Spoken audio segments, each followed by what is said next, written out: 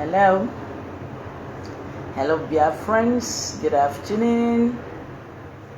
Good afternoon. Good afternoon, wonderful people, lovers of freedom. You are highly welcome. This is Other Jesus, Ipob, Brazil. Where are you, Biafrans, lovers of freedom?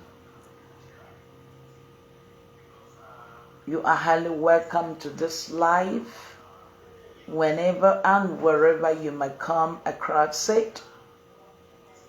Do share it. Make sure you share this live. Share it widely because we need to educate our people. We need to talk about it. We need to know what is going on, intimate our people about what is going on. Good afternoon, you're highly welcome. Please, if you're coming, do share this video, invite other people. We are in a very, very critical and crucial time. We are in a very high time, okay? And this is a time that we need to get so much informed. We don't need to be deceived. Please, Biafran, it is very, very important between us Biafrans and out there, okay, to the world outside, because people are really looking up to us. So we must do the needful. We must educate our people. We must tell our people the truth and what they're supposed to know and what they are supposed to do. Biafrans, you are welcome. This is Other Jesus. This is Ipob, Brazil. You are highly welcome. You are highly welcome. Please, we must continue. We are not going to stop. You see, for some time, and this time, a lot of things have been happening. A lot of things have been happening. But we need to tell our people the truth. We need to let our people know what Ipob stands for. Please, my dear people, my dear Biafrans and lovers of freedom, you see, from what we are going through and what my people are going through, I just want to talk about them today, and I want to give you some important message, and I want you to please share this message so that this message will go around. Enough of confusion, enough of destabilizing people, enough of people wallowing out of ignorance, enough of people coming to doing saga online. Enough of playing on the brain of our people. We are onto a serious business. Ipob is now worldwide. The eyes of the world is right there on Ipob, even as the eyes of the Nigerian government is rightly stained on Ipob and want Ipob to be eradicated, to be pulled down at all costs, even while they want to pull down Ipob. So is the the eyes of other international people, the international world that have come in contact with Ipob, that have come to know what is Ipob. Their eyes on us, okay? And there have been a lot of statements that have been made by certain people concerned that are supposed to carry our cause. So right now we need to pull ourselves together. We have to stop any of these sagas. Please, my dear brothers, my Ipob, my family, and our world, Biafrans and lovers of freedom. This is Ipob. We are Ipob, the indigenous people of Biafra, and by organization, we are putting the house straight because a lot of people are involved. Almost every Biafran. It does not matter if you're a member of Ipob, or registered or not registered, it does not matter. What matters is that you are Igbo, and as long as you are Igbo man, you are targeted as an Ipob. And right now we are talking still inside our organization what is going on. Please let me start from at least yesterday. Everybody knew or know that Ipob, the leader or whoever that formed Ipob, or the person that formed Ipob is Nnamdi Kanu. Yes, is the leader. Please take this message and share it, because this is causing a lot of confusion and this must stop. Nnamdi Kanu is the leader of Ipob. Nobody disputed that fact. There is nobody that ever disputed the fact that Nnamdi Kanu is the leader of Ipob. He is the one that instituted it, and when he did it, he made up the houses. People coming to Ipob because he called for it, and he called for Biafra. Yes, and the leaders were elected. Ipob ceases to be a one man's business the day Biafrans came together. Look, let me explain this. In a meeting, somebody will have an idea of doing what? Creating an organization, a meeting or group of people, committee or something. One person must have an idea, and that one person will create or will take that idea and will share with other people. When they take this idea and share it with other people, this group of people will now come together, and they will make this a particular group, or the group they have in mind, okay, to come into place. And they will start doing what? Evangelizing, talking about this group, until this particular group or committee starts bearing wings. They start inviting people.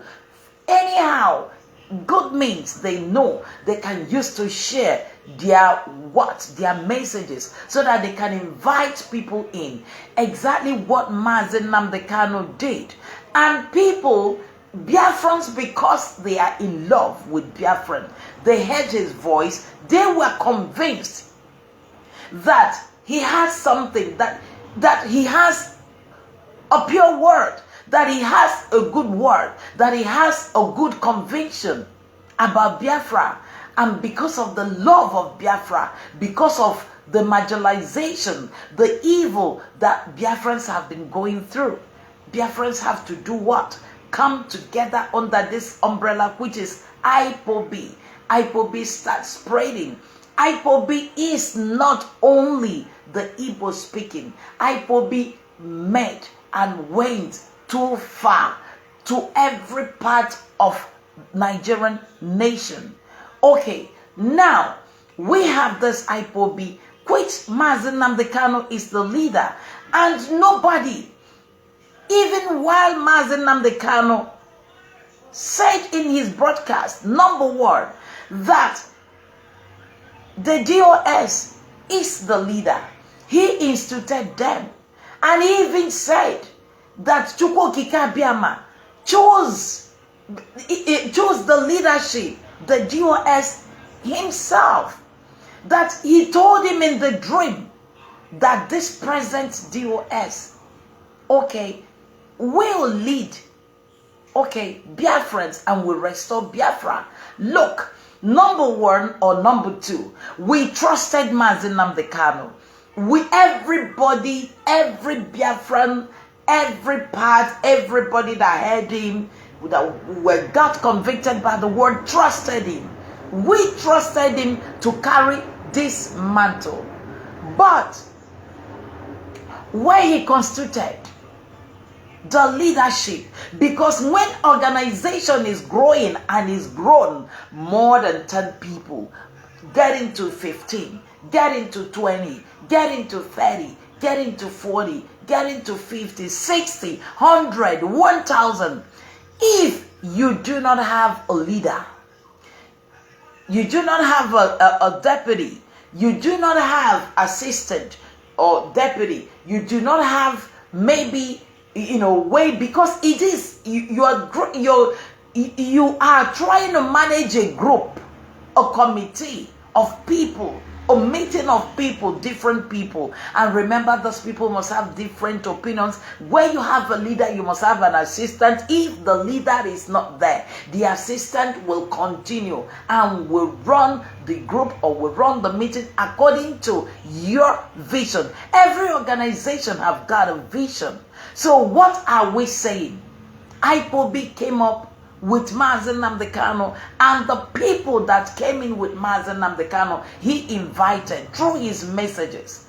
People gathered for one thing, Biafra. For one thing, they gathered Biafra. Because if he wasn't talking about Biafra, I don't think a lot of people would have come in. But because he was talking about Biafra, the love of Biafrans, people gathered together and they joined him. Right now, since he has a group, a committee, one man cannot run the committee. One man cannot run a group. You must have an assistant, you must have a treasurer, because something like money must be involved, because a group must have a vision. Now, Ipob come up as a vision, Biafra restoration. It is not one man. It now becomes too many people. And these too many people, let me talk in English and I'll still get back to Igbo.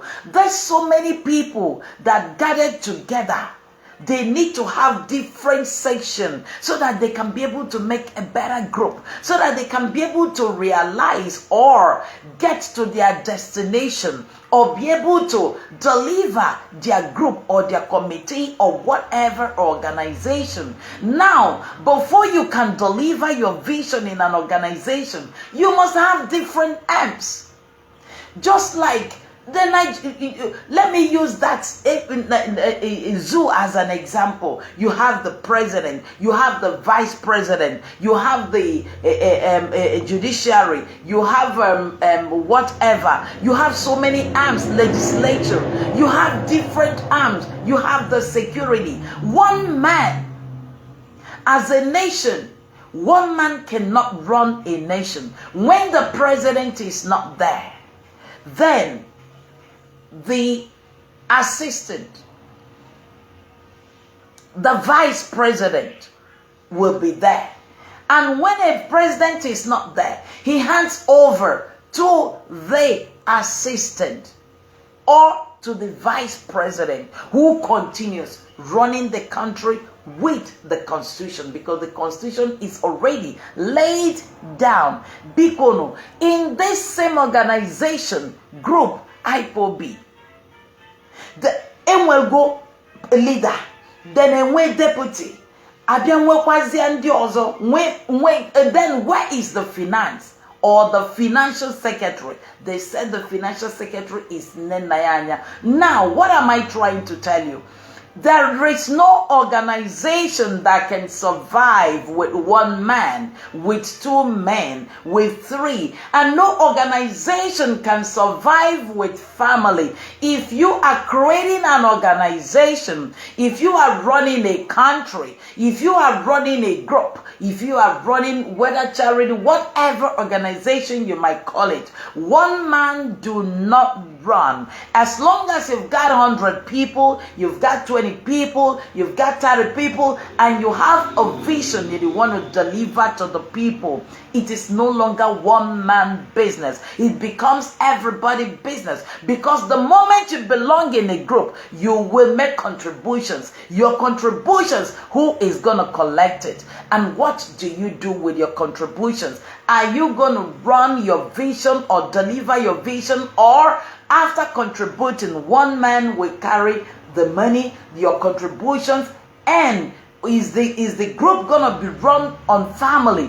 If a group is being run in a family, then that is no longer a group, it's no longer an organization. Whatever it is becomes a private business. So when you are running something that involves millions of people, millions, we are talking about 70 million or over 70 million people. Then the time it was started, some group of people started it. And the time it grew, people started coming in, and you started having leaders, electing leaders, vice, deputy. Then the leaders of that organ, because Ipob is a big organization. So right now, what am I saying? Trying to say, please, nobody is disputing the fact that Mazi Nnamdi Kanu is it, because these stories and this saga and some people that are making rubbish statements and all this this wahala of a second autopilot. I mean, it is not going down well with Biafrans. What we are saying is we need accountability. Is not by, we are not leveling any wrong at anybody, but the fact is, yesterday Mazi Nnamdi Kanu, while he was with us, made a lot of broadcasts. He told us so many things about this organization. Mazi Nnamdi Kanu that we knew told us everything that we need to know. He meant the word to please. I don't know, maybe you send this message or tag Mazi wherever in Sokoto, you tag him, this message. Let the message go wide, because he told us, while I came in, while you came in, while you registered, while I registered, while the other one came in, and we all came in for the purpose of Biafra. He told us the way it's going to be. That Ipob is not a family business. Do you know when Mazi was talking about this? Mazi Nnamdi Kanu told the world, even in the US that he went, he said it is not a family business. Ipob does not belong to his family, neither only him. Ipob belongs to everybody. Mazi Nnamdi Kanu instituted DOS, and he gave the DOS, said Chukwu Gikabiama is the one that chose DOS, and they are going to lead the struggle, and they will restore Biafra. These are the people. He said, the Lord, he said, Chukwu Kikabiama visited him in the dream. Now we all taking those words. We all those words are compiled. Now he said, remember when he talked about Mazi Tony Zurmi, he said, whenever he calls you on phone, if there's any problem, if there's whatever,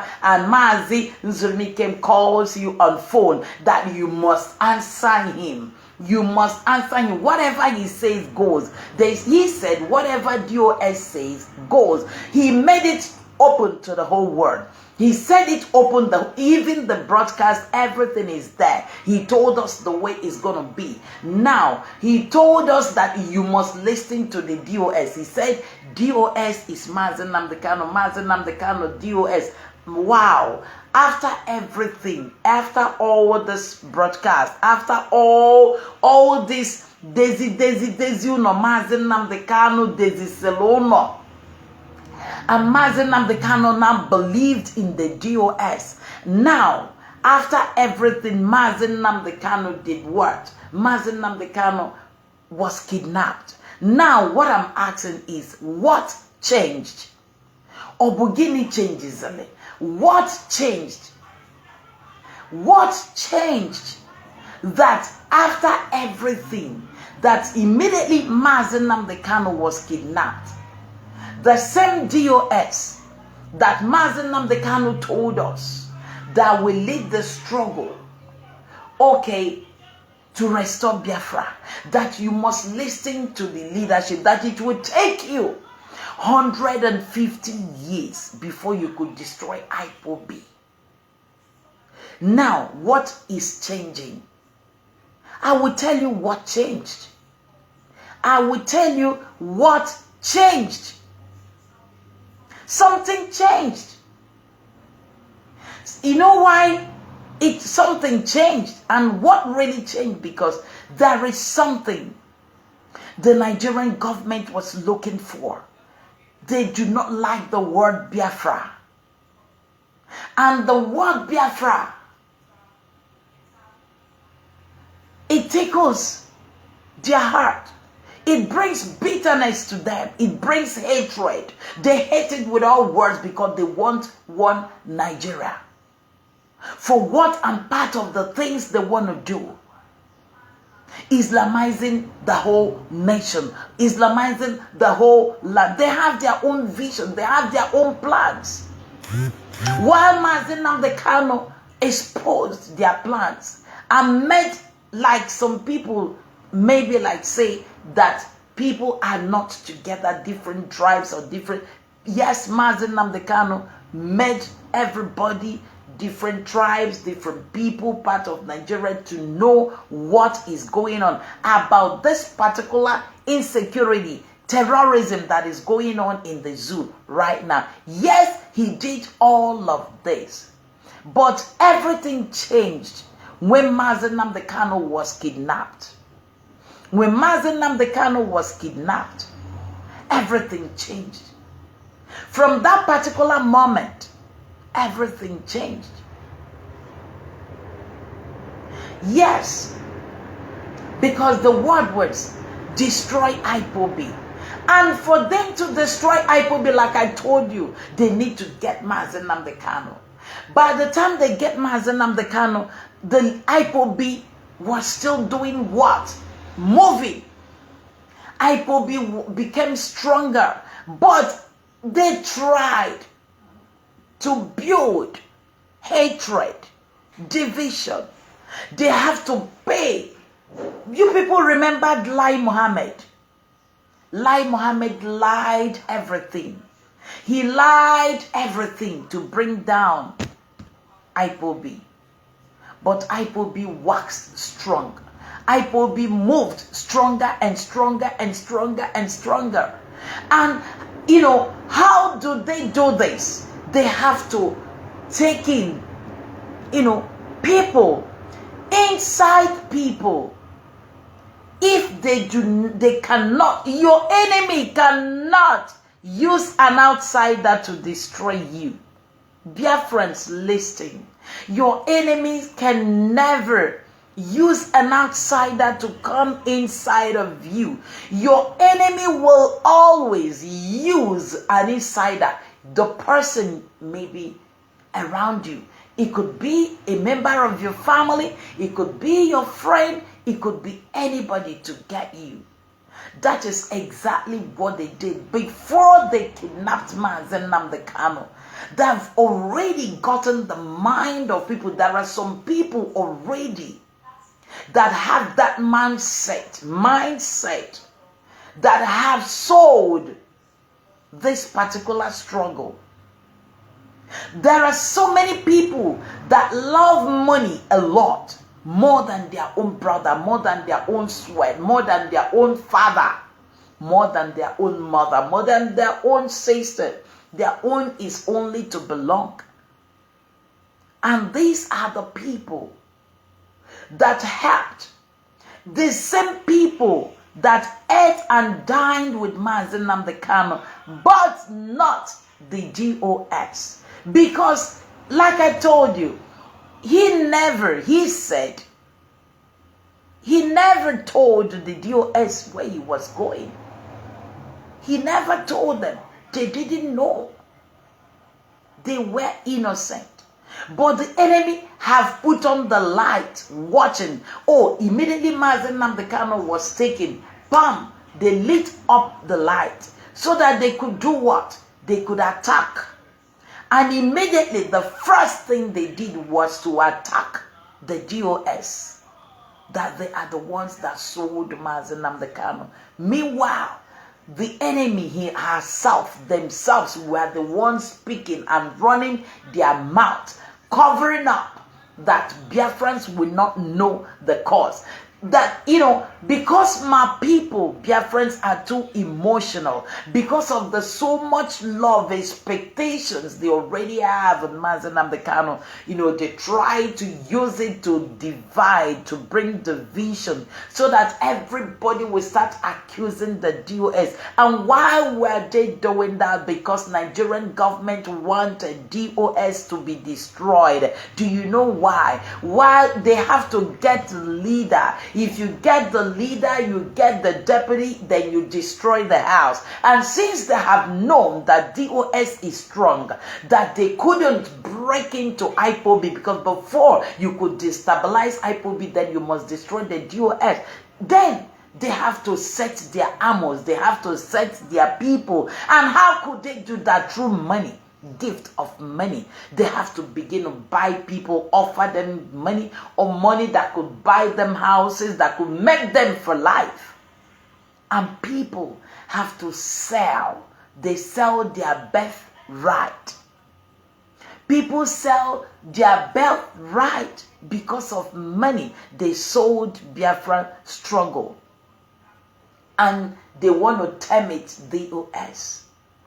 But of course, we knew that DOS, it took a long time, a long battle to exonerate the DOS because they were innocent. And they are still innocent. It doesn't matter how much people go about. The people, contrary, I've seen a lot of videos. Sometimes I wonder what is wrong with our people.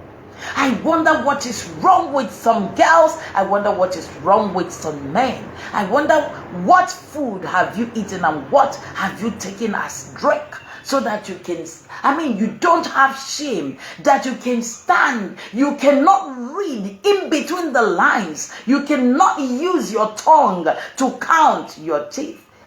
What is it that you cannot reason very well? How do we get to this point that you cannot see that DOS have been standing, for this fight a long time? Why did they create autopilot? If Nnamdi Kanu should maybe destroying using his hands, or to destroy Ipob, or to create another autopilot, another group, then why is the Ipob in the first place? Why is Ipob meant for? Biafrans, I want you to reason, to get to know the answer that something changed while Nnamdi Kanu was kidnapped.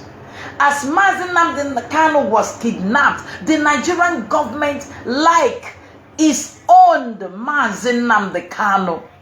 He is in their net. Whatever messages are being tapped. So, but before he left, he has already handed over the leadership for Ipob to continue. So that even if it's not there, Nnamdi Kanu Jilonia Wesi, no, Neamania, Okuluna go a lot of people, which is happened today. But all Walono, Geno DOS nte. Ipob na fakulu meno. Ipob na fakulu meno. Kita Nnamdi Kanu nọ n'aka ndị ilo. O nwere onye ilo gị ga-ejide. Onye ilo anwa chọlụ gị mma. If onye ilo gị na-achọ gị n'aka bụ ife anwa ọ chọlụ from you, ọ ga-eme anything ka o nweta ya. Gịnị ka fa chọlụ from Nnamdi Kanu ka ọ kwụsị Biafra, ka o destroy Ipob na bụ Biafra, si na ya chọrọzi. Ozi Nnamdi Kanu ka ọ dị alụ. Obulu no osini ya chọrọ, onalofa the gift fanyelia. But then Ipob stands. But then DOS stands. Nnamdi Kanu no nakandilo. And what really made it harder, this problem I'm well okita, but that's not, we are not mincing words, we are saying it the way it is. So that Biafrans ga what if I na-ekwu. Obulu na umunni ya bụ ụmụ nwanne ya bụ Kanu Takanu na Meme bụ ndị isi ọkpụkpụ na that their August noble prophet, what's the name again that I can't remember, that used to call himself prophet or whatever. These are the people that made it worse. Obuluna keji delumazi Nnamdi Kanu. Fanwell idea. Fagwarondi Biafra. Fagwaro DOS, which is the leadership to do something. Then why did they keep it? Biafra, Obuluna inwelechi ụmụnne m welu na echiche unu na-aga. Ọ bụ gịnị mere mgbe ejidelu Maazị Nnamdi Kanu na fagwarozi the leadership na-ejideli ya? Ijekwa na their tweet, jekede na Twitter, okay, of that 1921, mgbe ejidelu Maazị Nnamdi Kanu. Igafu, the message of Kanu Takano and Aloye Jimako, where they traded some messages. Onyago Bulukabala. Finally use coded words. Man, God, those things you will understand. Or was somebody on a tweet, Twitter Maazị Nnamdi Kanu oge jidelia. As if Maazị Nnamdi Kanu can around to make people believe that Maazị Nnamdi Kanu near. Meanwhile, eji Maazị Nnamdi Kanu eji Kanu Takano, like I still say, Kedife jigwa Biafrans na Maazị Nnamdi Kanu on the mountain and praying. Eba kamilisi weba no pi bogol. Kemba weji Maazị Nnamdi Kanu. The next thing is ego finance. DOS chọrọ ịrụ ọnụ ife a na-eme. Ndị ụmụnne Maazị Nnamdi Kanu esibula ego sizia. Nne nna ya anya could be the financial secretary, but an organization then ọ the secretary, financial secretary. Ego niile ji ya n'aka. Ụmụ nwanne Maazị Nnamdi Kanu ma ife dị ya n'aka. Ka ejidelu Maazị Nnamdi Kanu. Kedu ife unu chọrọ ka the leadership megini unu chọrọ ka Ipob da? Achọrọ m ka unu za Biafrans nya bụ okwu mgbe ejidelu Maazị Nnamdi Kanu. Opinion unu bụzi na ọkụ unu rọnụ bazia Ipob as per the second in command or the third in command or a family something, or if unu ga-ebulu debe na be unu. Ọ bụrụ na unu chọrọ ịrụ ọnụ ya as a family, nya ka iji gwa Biafrans na nwanne gị anyị na isi na adọ today na ịchọrọ ka ọ pụta na nga. Isifa known on the mountain praying, and the secretary, Maazị Nnamdi Kanu secretary, called you. Nendi ji Maazị Nnamdi Kanu na akpọrọ gị na ifefa kwurisi agwa na onye ọbụla. You told her not to tell anybody about that call. Kanu Takano. Ọ bụrụ na unu nwere ezigbo echiche towards Biafrans or your own brother, your blood, ị ga-ala agba gwafa the leadership what is going on. The leadership should have done something for the people now. See what did the leadership do? Leadership amaro. Okay, after that leadership weluzian to the fata n'ife melomba ama mmere abụọ kafa molozianya wee chọbanya bife and restoration of Biafra. Kemgbe anwa ebulu ekwensu na ekwensu. Kemgbe anwa wee wụbata na Ipob. Obulu war. Ụmụ mmadụ DOS na-elidi na-aga na-alụ ọlụ ewelu mgbọ bụ na-agbafa Imon Ogwanugide the whole Biafrans. I nugide, including the same people today, like Metusela, like Achalugo, or Kedafia, no, is as they hot or whatever. They all fought this battle against autopilot. But Maazị Nnamdi Kanu, what were your anger? Your anger bonagene unu jidelo finance we pachie. DOS Choli, as per the leaders of the struggle, they needed money to lead the struggle. Unu si ego nne anya or whatever ekwere wepụta ego unu bule ego bufwa. Because of that thing, otunu si bule ego dokocha sizia. Found devices here another mean to still run the struggle as Mazi Nnamdi Kanu instructed before he traveled to them and to us, all Biafrans and the world. The broadcasts are all there. They need to create another avenue to handle Ipob family and to still raise funds. All this Ifa DOS melo, through the autopilot, that can the USA use bido kwa baba DOS mba na fa mepela another account kedi fenese emepela another account. How can Biafrans, millions, 70 millions of people bulego atukota siego agejilolo ebunye the same Kanu takano ebunye the same meme ebunye ndesi na nwannefa no na mountain na ekpekpele, whereas nwannefa eji our leader eji in the enemy's camp onwere onye nwala idea until that 8th day Ibu battalion na court. Kedika gesizi wele unu bukolego. Where will the leadership get money to run the organization? Because Ipob mgbe ezukotasi onu nwesia chains of families everywhere. When Igbo, when obodo niile Biafra se nokota. So atukotasi ego niile atukotasi unu ncha niile bulega afanye na ata ejidelo mazi unu bulega wefua. Kedifunu choka leadership weme onobroka leadership fella. Now tell me, among you and leadership, kedonye lelo mazi Nnamdi Kanu, kedonye cholo the good of Biafrans, kedonye cholo the good of the struggle, and the leadership mwegide njidi so that the struggle mazi Nnamdi Kanu tinyelo n'aka fa, the leadership Ipob will continue growing ko galeda ko galenwu fa jisike anu ife na emi ife de na Ipob ebulu Simon Ekpa butakwa bikono mazi Nnamdi Kanu appointed Simon Ekpa.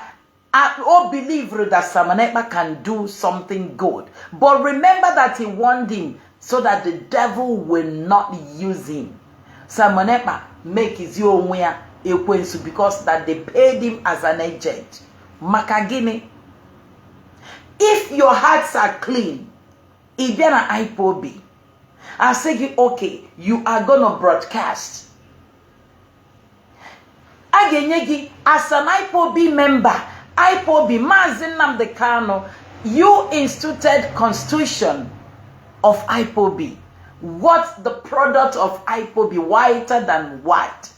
What are we trying to do now? What is the DOS trying to do? They are trying to be, whiter than white. Every Ipob learned that word to be whiter than white as you instructed us, as you told us.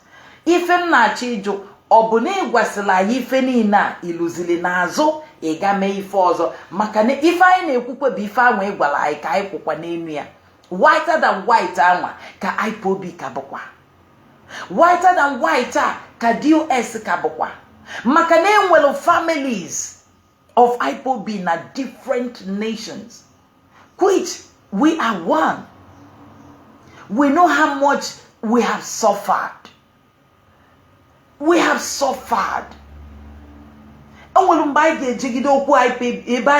I protest from one place to another, Biafrans biko ni fende kwensu acholo ka Ipob ifeni n'afa mana olugosi mba anyị ga-ejide ọnụ anyị ga na-ekwu na na-aghọta ife anyị na-ekwu. Onye si na DOS adalụ ọrụ ife abasịlị a na-akụ akụ ife abụ ife akụrụ ka ewelu wepụ obi ndị Biafrans from DOS wee mebisie Ipob. Kedu ndị eji eme ya? Eni dili wete ndị nọ n'ime ụlọ ka ewelu anya bọọlụ. Mazi Nnamdi Kanu emesigo nke ya welu gwa na ọ ga-anọ na forefront. Na war front, he will be na war front. Onye nọ na war front ka ejideli ya, vice president or the deputy will take over. O take ya over. Kedu ife vice president na-eme? O welukwa vision anwa ife anwa ekwulu na ga-eme na the company, ife anwa edelede na ga-eme na organization, ife anwa bụ the vision nchekwube group anwa, committee anwa, obodo anwa nwelu before ejide onye isi ọ dịka otu Iran na-eme kịta. Iran egbugo onye isi fa, mana enwelu ndị azụlụ osote na osote a na-egbukwa fa na-electikwa another leader, a na-egbukwa fa na-electikwa osote na osote. Kemgbe a na-atụ Iran, ọkwa ifulu na fa ka na-agba mbọ ka fa mee gịnị, ka fa kwudotu isi, mana egbugo onye isi fa. Mana that is mkpụrụ fa adabago. Nke anụnwa bụkwanụ na-enwelu ife bụ ife eji emenya bụ ọgụ Iran, mana nke anụnwa bụ Ipob, nke a bụ nke anyị, nke a bụ ime ụlọ anyị. We are not terrorist group. We are all asking for referendum, advocating for peaceful referendum of Biafra restoration. Because of it, we are trying ka anyị welu usoro dị mma ka o wee bịala onye ọbụla mma, ka the international community malụ n'ife anyị chọrọ bụ udo.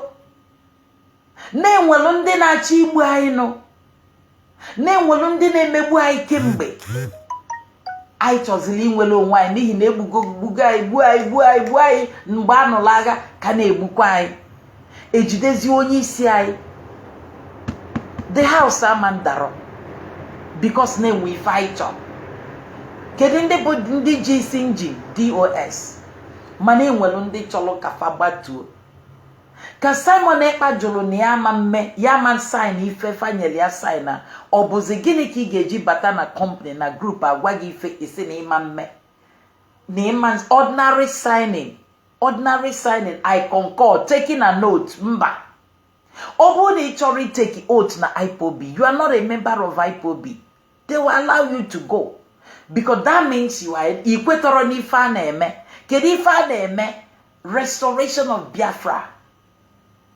N'imam bụ onye asị, imam bụ onye ga-ewelu nwanne gị tinye ya n'ilo, ọ gwụchakwana. Asị gị sign ozi dị akwụkwọ, isi na ịma sign, then pụọnụ na Ipob ka fafe ụzọ.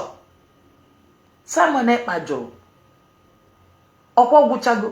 Mana because na Simon Ekpa bụ onye ozi agent, which Maazị Nnamdi Kanu na onwe ya nwere ike ọ mara, mana onye ozi agent edebegolu a ga-eji wee lụọ ọrụ dịka Nelly ndị onye a okwu ebufa na ụmụ nwaanyị adaka ewetasịrị eji wee lụrụ ya bụ ọrụ. Simon Ekpa nwụrụzia gwelu gbagide mgba. Kedu ife famelụ mgbe fa jụrụ na ama nweta ego? Ọ gịnị ka ị chọrọ ka emezie ndị nọ n'ọfịa bụ ndị na-enyere anyị aka wee na-achụ ụmụ Fulani abịagwulu wegosili ana anyị na-egbusisi ndị be anyị oge a? Ọkwa ebe a ka nsogbu bịara.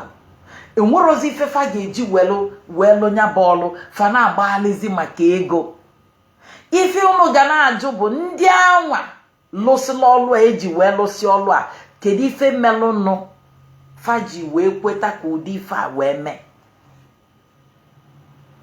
Simon Ekpa ṅụrụzie wee weluzie na-agụpụtasịzi ndị mmadụ wele ego akwụlụ ya, ego ndị ejenti kwụlụ ya, zu ejenti kwụlụ ego oji va kwụlụ ya, weluzie na-agụlụ ndị onye nyere olie, onye nyere ọnalụ, ewelu gosisia ndị midia wunye fada gobulu ụmụ nwanne anyị niile ego ọjọọ, gosiala ụmụ nwanne anyị tinye fada kafa welu megini butuo DOS everyday. DOS asịrọ. Kedu ife ji ofu DOS, kedu ife ji na-ekwu DOS? Biafrans bụ achọrọzi DOS, ewepụ DOS nwerozi Ipob agbalie, nwerozi ife ga-adị ka Ipob. Then Maazị Nnamdi Kanu will now be a history. It will not be like Wazulike that yesterday, a na-ekwuzi maka ife omelu yesterday, but the vision amandezi accomplished. Ife anwa Maazị Nnamdi Kanu chọrọ ewepụ DOS, fama mmenwurozia. Gịnị ka family ụmụnne ya join maka ego na-enyerozi ụmụnne ya ego ada abatazi fa aka Nene anya. Mazi Nnamdi Kanu si ihe anụwa ewele ego enye nne anya. Nne anya na ụmụ nwanne Mazi Nnamdi Kanu enwere vision ndị DOS nwere. DOS chọrọ to accomplish restoration of Biafra. Anyị ncha niile chọrọ accomplishment of Biafra. Maka na akpọ gị protest ụmụnne m na-apụta.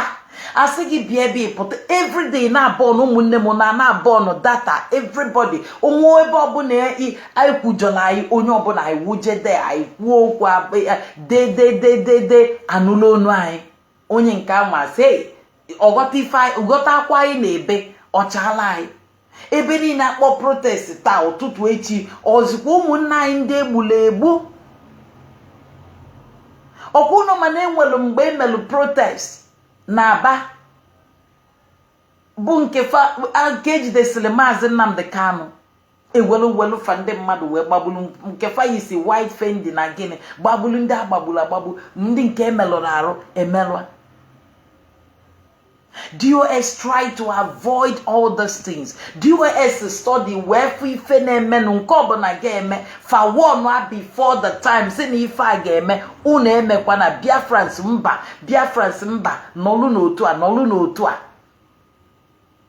Ife ọbụla ga-eme ndị gọvanọ chi weta atụmatụ ọjọọ Biafrans DOS ebunye takụla ndị gọvanọs takụla afa ndị gọvanọs acha.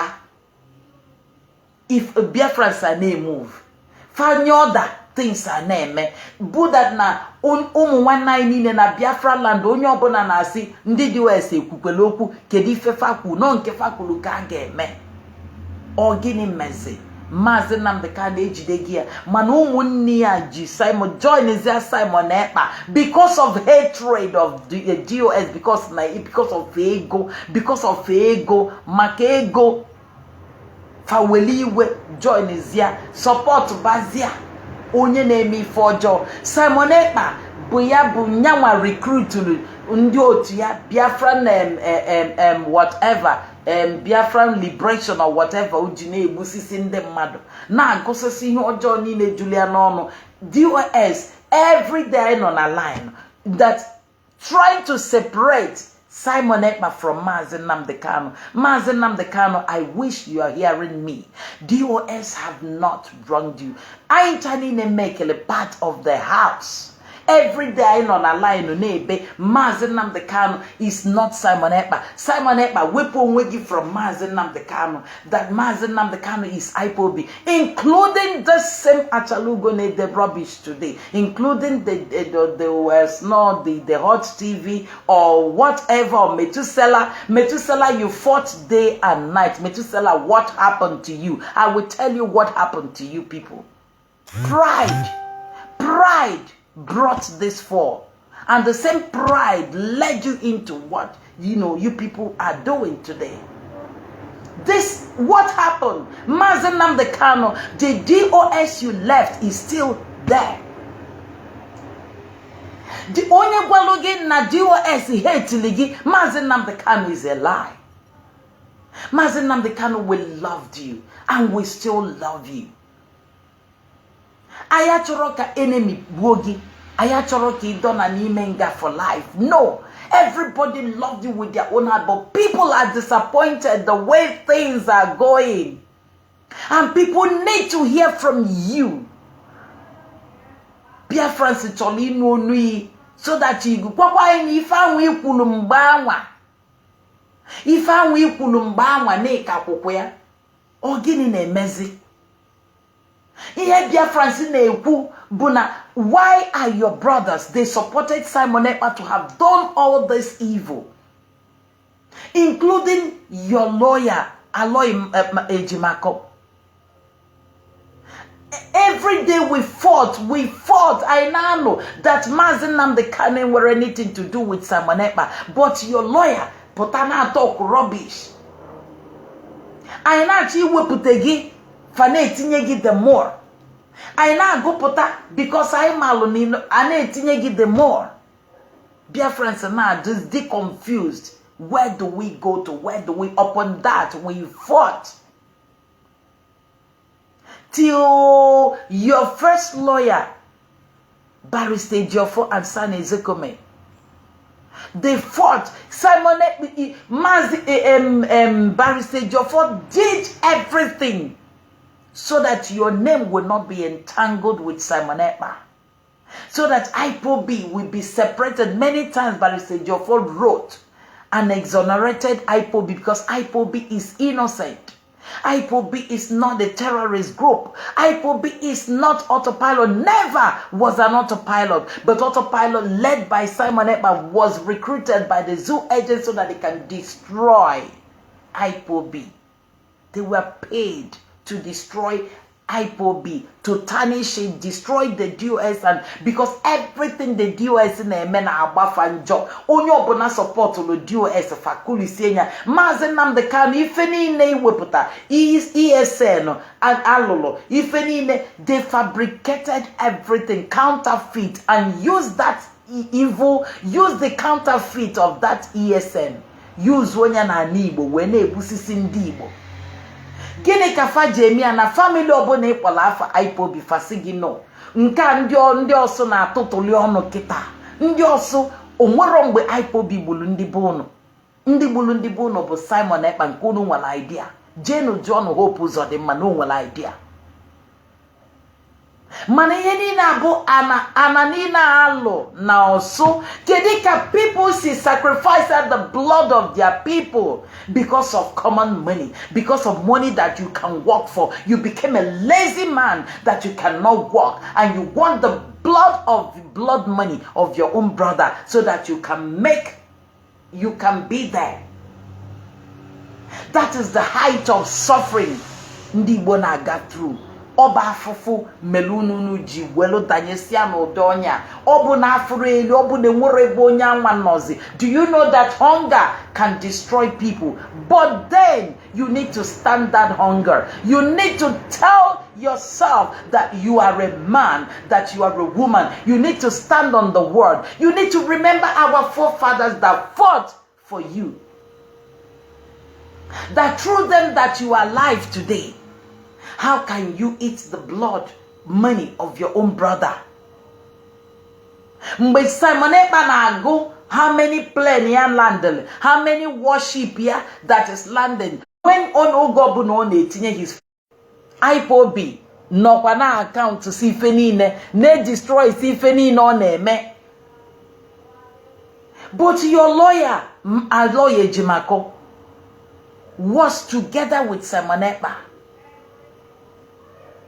Why did a lawyer Jimako preferred working with Simon Ekpa, Bonyori, autopilot, and the leadership of Ipob is against Simon Ekpa because it is not the same.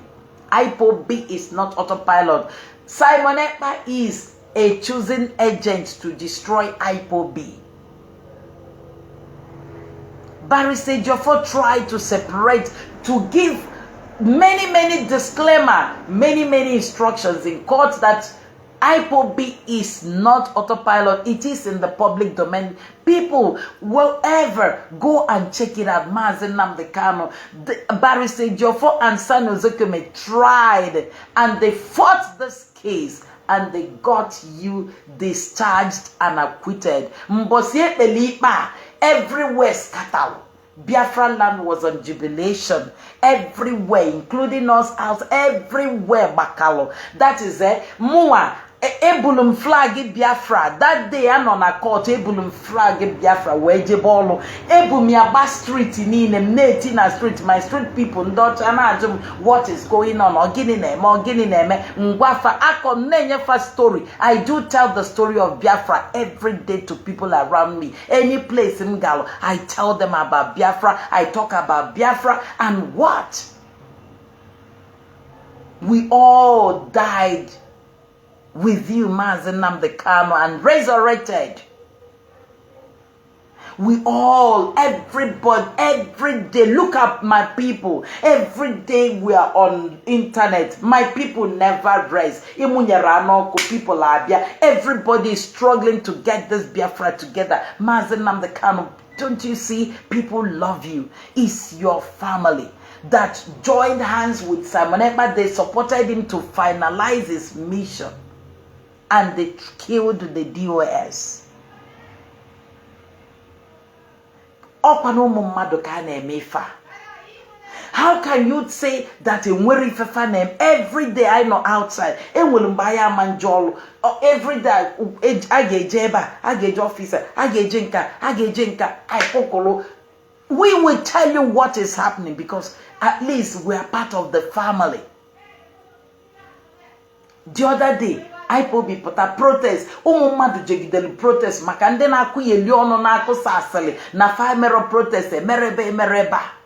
Mgbe bidolu bube ndị ba after ebusilim kan ụmụnna na aba ka GOSG sifa ha ka muzia down with the protest in Biafra land.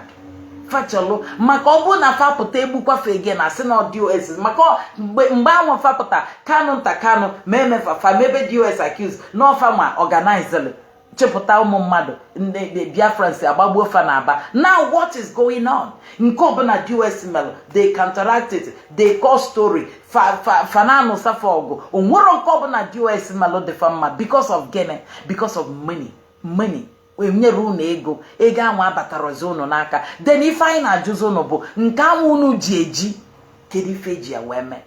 So Biafra say kwesịrị ịma ife unu ji ya wee mee. Onwere onye kwesịrị ịma ife ji nke anwa wee mee. Please if anyị ji ekwu ife abụna if this organization Mazi, while you are still away, organization and grow. Ipob started growing. The leadership continued growing Ipob. People stood their ground. Fajikota the family anali that in every nation in Ipob and they're all registered. Imakwifebo, they are all standing forth. Kedizindebo this Ipob rapwala yesterday. Ipob nketata. Gabuko Ipob gadigideno. Umuro isne umuro nyege maybe we that if you take them 150 years. Look, Mazi, this Ipob has come to stay. Mazi. Oblo na fa kwale gasl mgbe fa bidoro koba asla nkesi na yabo map osniabe. Look, let me ask you, is an able map, where are you saying the truth?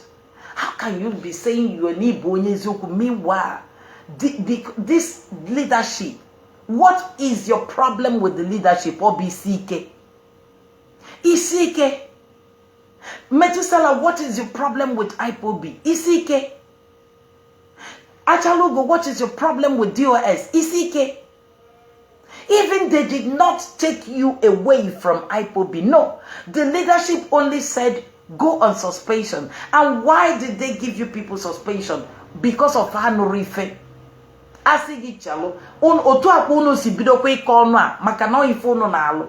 Ipota na media, the whole world. Imepo ono na akototo. Iwen nsi nyolo n'ime na ipota na media. Egwafa na nyolo nsi. Enwara nyolo. Ipota gwafa. Ife gi na leadership upalo nya. Aso onye no nso. Ipotazia na media. Pam. Ikupia. Oke si eme. Alu kunu na eme. Alu. Obu na enwere onye ga-agwa unu ka ngwa unu ya ta. Alu ka unu ncha niile na alu. Obulu na Metusela wetulu on obi mgbe leadership na asifa ozugonu unu esezi n'okwu online unu emezi n'ife online onye igwala oju gịnị ka leadership melu ndị mmadụ ọkwa Biafra fa leadership no gbazile nkịtị kedu ka unu si gbafa nkịtị fa na-eme ụdị ife dị otu a. When the leadership now yogide fa the leadership just loved every one of you. It was so difficult for them to suspend any one of you because you people did a nice job then. When immediately they suspended you, not even a spell, suspension. That left Ipob and joined autopilot. After you joined autopilot, you came back, asked for forgiveness. They welcomed you again. Ibidokwe again. Itotolukwe again. Itotolo na akpo. Ikugide until achozi mgbe na-enye suspend ndị nka une weluzie join ezia group onye suspend alo join a group onweli for leadership melon onweli for DOS melon ebida akụkọ onye unu na-asị na-ada ewepụta ife ya na-ada ewepụta iri ya na-asị yeli ọrọ ife gwali ya ka o mee ọ bụ an instruction o gịnị mere unu ife niile bụ ka esi wuba Ipob unu ebulupụta n'ilo because unu na ka ngwakwa gị o nwere onye ọbụla sị na ya na trust gị bachala ugo ma ọ sị na ọ na trust gị metusela ma ọ sị na ọ na trust mapi na ife niile bụ ife Maazị Nnamdi Kanu we Maazị Nnamdi Kanu if you are trusting them too. My father, our love, our leader. Obulu need trust to these people, including your brothers. You are making a mistake. That is why Biafrans are calling you to look into it, to address it. Address it. Because if Ebefa Bidolo, Bonafa like Anachi Wepu Maazị Nnamdi Kanu, Onwero onye ọbụla na-ewepụ afọ Maazị Nnamdi Kanu nọ n'ime gọọmenti ọbụla as the leader, supreme leader ife delia supreme leader Maazị na-anụ ife m na-ekwu afa gị ebe ọbụla afa gị nọ as supreme leader obodo ọbụla onwere onye ọbụla chenjilia ada aga ebe ahụ aga Maazị Chike Dozie mara ekwudo okwu ịma nnudo oni ya Maazị Chinasa Nworu bụ onye nke na-apụta to bịa mee Biafrans address and all the international rapes. Unwenuru mbọsị fakula anything against you. No. Maazị kedu ndị na-asịrị ifa. Unwenuru mbọsị ọbụla. Unwenuru mbọsị anyị je family meeting asị na leadership asịkwa anyị. Unwenuru mbọsị akpọla anyị asịkwa Maazị Nnamdi Kanu asị Maazị mee nke mba. We all stand on the cause of your release. Then, my barrister Geoffrey and Alsad Ezekome, what happened to them? Fama Bundi Wetalu release, acquitted, discharged, Newarozi, Icha against you. All this, terrorism, hand treason, they were all squashed. You were discharged and acquitted. There was any court to Jeki or Maazị that day. And your opponent went haywire of your release.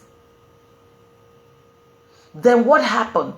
All that Nzuzu Moka Siniabo Malami, Bonye Jewelu, stay of execution, Jeje Tinyana Supreme Court, Ebefana Lubo Wafana Lolani. Then what happened?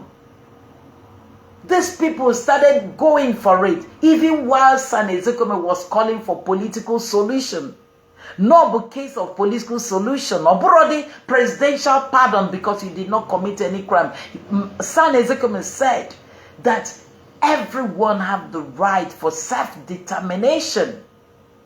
Thereby he called for political maybe attack. Umunegi and maybe attack. No na political that DOS are joined Gozia politics na fabos in the Nigeria, fabos in the zoo, fabos kwa zoo, makagene koja na political solution. At the end of the day, everyone is saying political, including you people landed on it. Une welokwa alulani chugide because nega norono naka une wela asele welonta mimoluku jekulu Maazị Nnamdi Kanu subia swanya ni swanya nkoji swanya nki welo swanya ni sutuonya onwelu mifa anwa a particular word may use the other day or say no the Iroko have fallen. What okwa domimi? Who is that Iroko? You think is the DOS?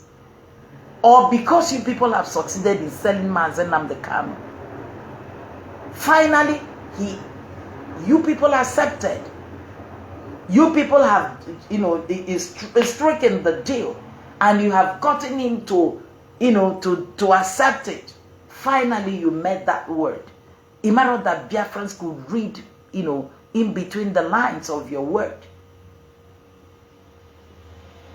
Okunu wabomu nwania. Okunu waje bagide mba kogide asili DOS asị ega asịrọ nke asịrọ chezo that na Maazị Nnamdi Kanu. I know it's your brother, but if you're a genuine brother, you should think genuinely of your brother. The Biafrans are there. The whole world are there. Do you know the prayers and the cry of Biafrans? Do you know that so many fell ill? Imana so many were BP. Imana so many died when Nnamdi Kanu was arrested. Do you know that so many Elironi? Do you know Okwifolo sit at home naga that Biafrans decided to do it on their own, even when the DOS called it off? Why did the DOS call that sit at home of Nnamdi Kanu, told them to call it off? When first they said sit at home is what we should use, the civil disobedience. The same Kanu takano abaraga pia tinia na ga counselaya that the children get exam. Nnamdi Kanu say counselor DOS Simba. She almost Simba. Let them continue with it. Nnamdi Kanu pokwa kukwe. It pained, it took time. Oh, with the DOS, it took time before they could cancel that sit at home and now tell the whole world, the Biafran, that Nnamdi Kanu said they should call it off. Please, they are sorry. They need to call it off. Stop, because Mazi said they should stop. They do not want to go against the other. That was Nnamdi Kanu then. So what happened? That same sit at home, now you people feel you are in charge. You can now go on sit at home and now prove that the DOS is wrong. I mean, these are rubbish. These are rubbish. This is a political jungle. You people should stop. You people should stop playing on the intelligence of Biafrans and using your brother to support you. That is the worst part of it. Using the same man that we love so much. This is too bad. Obulugudu na Nnamdi Kanu danger. DOS never. Obulugudu na we for Joe Melo. Gekwa my word. Obulugudu no danger mono we for Joe Melo. DOS never condemned him. They never spoke against him. They never come out to speak against him. Why will you bite them first? Why will you bring them down first? Why will you destroy the same people that love you so much? Up till today, they have never told the Biafrans or to stop loving Nnamdi Kanu. Even up till today, they never told Biafrans they want any position. They have taken Nnamdi Kanu, our great leader. Nobody took your position. All those evil, all those babati mouth, and rubbish gossip they are gossiping. They used it so that they can buy the heart of Biafrans, so that they can create another parallel Ipob. That is another group. Because they have to on a mission to destroy Ipob for the Nigerian agents. They have to create another group. Is it not the same thing that happened within the autopilot Simon time? Is it not the same thing that is happening today? DOS angulu behommiri zurike one day. Ayangulu behommiri zurike one. Imepe media ono anaba kete ono anaba. At the end of the day, as a quasi no 100-man group. That now these people are using na DOS. This is where the narrative started. Nafa chorozi Nnamdi Kanu. Nafa neme Nnamdi Kanu spell. From there, they want to use it to buy Biafrans. Biafrans stop believing rubbish. Nobody chopolo Nnamdi Kanu. Nnamdi Kanu amambu leader, no brozi leader. The DOS never said it. We never talked about it. Ipob family is still one and is still doing their restoration of Biafra business. Those people feel we na suspend the fan Ipob. If any leadership in a many ways, if you if a fan of the big quasile, apotanke banyo kwasile. Go DOS. The same thing Simon Ekpa did and their group.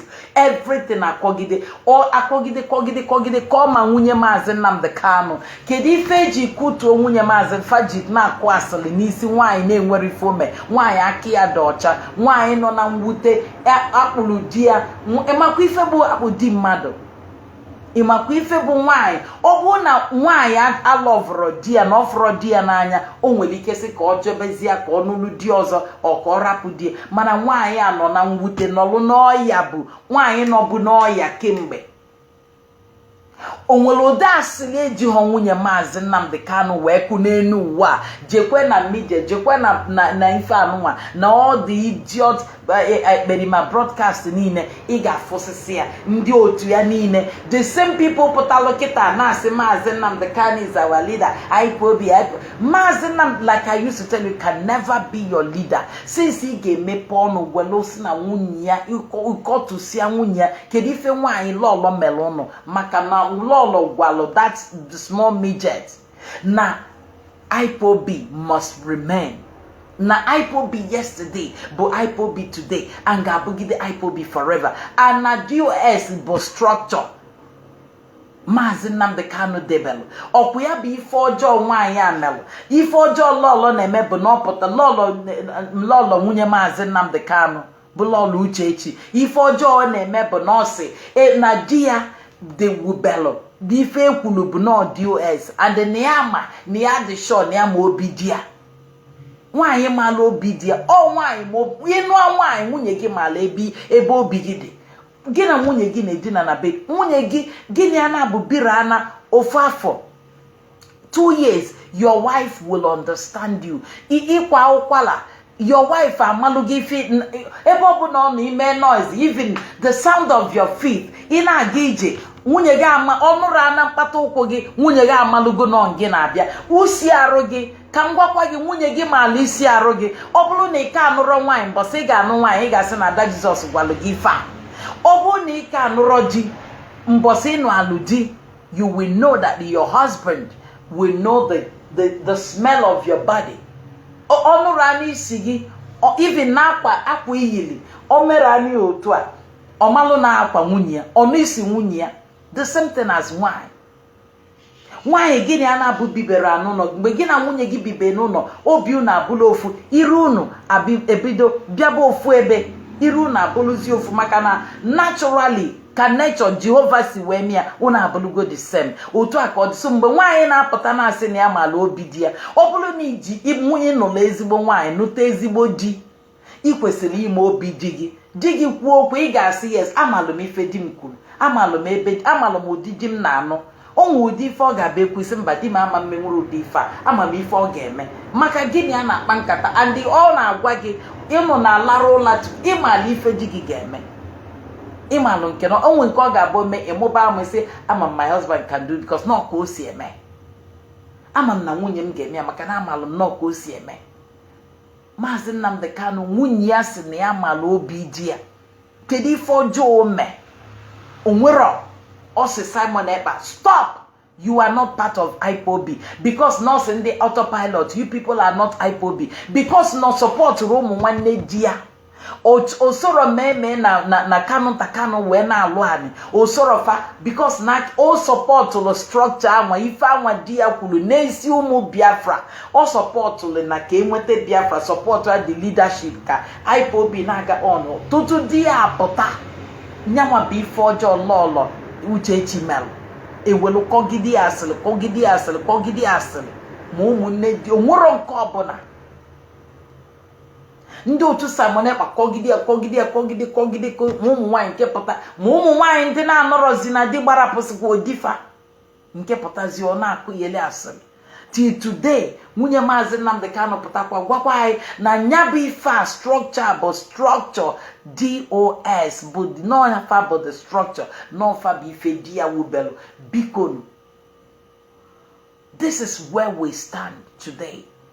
So onye ọbụla pụtalụ nọ asịkwanụzi na ọ bụ 100 men na Maazị Nnamdi Kanu say 100 men will restore Biafra. He told us about 100 men before ever. Ama mụnụ makwala ife bụ 100 men. 100 men awa ukulu abrefa no wakita. Why is it that those people boom 1 year nugidogo welo bariste jofo na sade zoko mebondi wetalu release of Mazi Nnamdi Kanu fa chupofa je kwafa asili nisi kwafa asili welo signature puta sino bu nwanne welozie bariste jofo chupwa welozie asili kudo Mazi Nnamdi Kanu ewepufa Fanwa buluzia kemgbe Kanu nta Biafra kemgbe Kanu nta Kanu na meme batalo na nyabu case weluzia aloye jimako Mazi Nnamdi Kanu amarozi ebono Mazi Nnamdi Kanu amarozi ife ni na anwa buzi ife obuna umunni akwu ife obuna buzi nke fakulu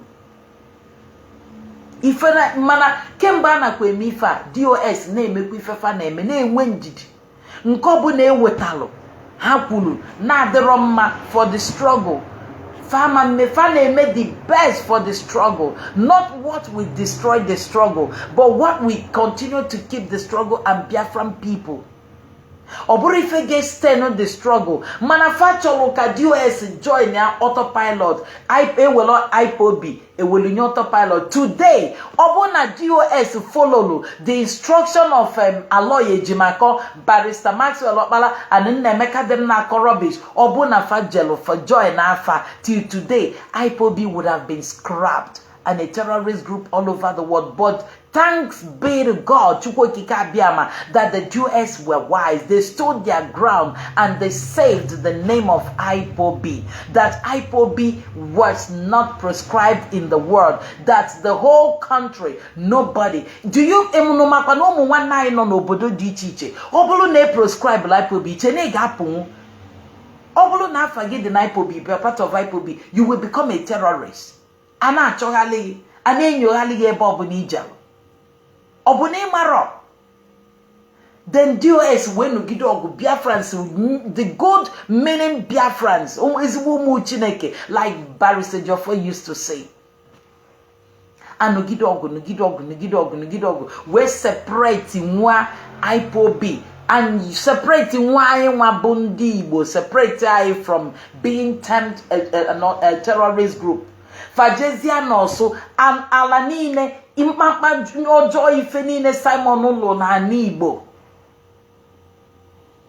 Ifo Jonine follow na Nibo, and I chose ke William did zoo agent and Nigerian government not chose ke William Tinya Ipob Binisi. Ipob is not a terror. Ipob never committed any crime, no. So Ipob DOS did not instruct it. These were Simon Ekpa autopilot agent. These were all their deeds. Go and ask Hope Uzodinma. The tape, when he told you that they are not the one. Ipob is not the one. Many times he said it. They were all politically assigned. Now, Kemba Kanu Takano na Aloye Jimako Balode. Ginezi Kemelo. Biafrans, you remembered. Mazi Nnamdi Kanu. You hear me. I want you to listen to this broadcast. Please, this live that I'm doing. When before your brothers took the decision, Hannah got caught. Mazi Chinasa, the DOS was all over the places trying to stop them. Umunegi the unstoppable. Fapolo DOS ase, fapolo your structure ase, fapolo Biafrans ase. Fawejo, Aloye Jimako gaji dia Juanya, Jidende lawyer sa Barrister Maxwell, all of them. Agwalofeje na court. Agwalofeje na court that it will not work. If Mazi Chinasa Chigidelia na broadcast ya Biafrans lekwano hatokwala Mazi Nnamdi Kanu nga hatokwaya ngagawa court na ha mecha ha si na owu DOS na aka ha dekwa chao na ha cho I rigudrogo. We were online on the media singing, we don't want any more court. We stand on discharge and acquitted. This is the whole world. Kanu Takano, what happened? Meme, what happened? Aloye Jimako, what happened? You people took the case. So how can you fight with your enemies? How can you kediki siano see your enemy? Onye ma kangwa kwagi onye na afro gị n'anya, your enemy afro gị n'anya, or man love your son, or man love your daughter, or man love your wife. O nwere onye bụ onye si akpa gị ọ ga-afụ n'anya. Enwenụrụ ka your enemy love your family face gị na-arụ. No, ọ bụ na your enemy enwetara gị, o nwete nwaanyị, ọ chọọ nwaanyị, ma ọ chọọ nwunye yi, ma ọ chọọ onye ọbụla ọ ga-eji wee lebata yi n'ime. Ndị nke anụnwa nwetelu discharge and acquitted. Anyị na-anọzi ka ụwa n'ụlọ ọnụ anyị, na-anọzi ka etu esi akpọpụta anyị. Ụmụ nwanne gị wee welu Chinasa Nworu, Maazị Chinasa nọ online na-eti mkpu, Biafra nọ online na-ebe na-asị kedu ka a ga-esi gbawa afọ aka wee napụta fa Maazị Nnamdi Kanu. Ayọgidelu fachigide mkpu, fakachisi ebe niile, mechisi ebe niile, ebe ọbụla a ga-esi wee weta ozi to Maazị Nnamdi Kanu, fafachie nya, fa wele ozi pụta, ọbụlụ nke fa ji wee pụta, ọbụlụ otu fa si wee chi ya, maazị asị, ọbụrụ ka ha bido weluzi aka fa na-arụ ọnụzi the movement otu fa si chọọ. Nke ọbụla fa pụta fa sị gị na otu a ka ọ dị, nke fa kwuru ka a ga-eme. Onye gwala unu nọ nke unu kwuru ka unu ga-eme. Unu na-agwa the whole Biafrans, all that as of today you've not seen the handwriting, what is happening, you still want to believe them is a lie. Bikono, Biafra struggle abrozi, oburu ife family, oburu ife ụmụ nwanne, ọtọlụ onye na onye, cousin na cousin, nwanne na nwanne, nne mụrụ m nwanne yi nwanna yi ga-eme. Mba!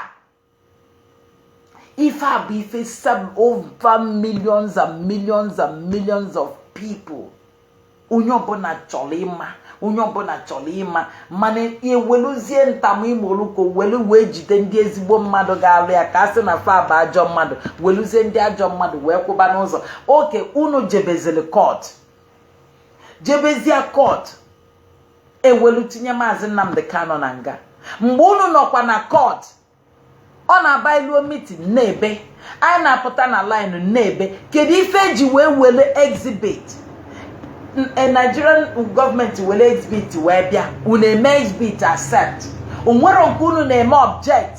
Anọ m na-ekwu ya na line, na-ekwukwu ya, na-eti ya mkpu. Ọ gịnị mezi that they are not rejecting some exhibit a na-eweta?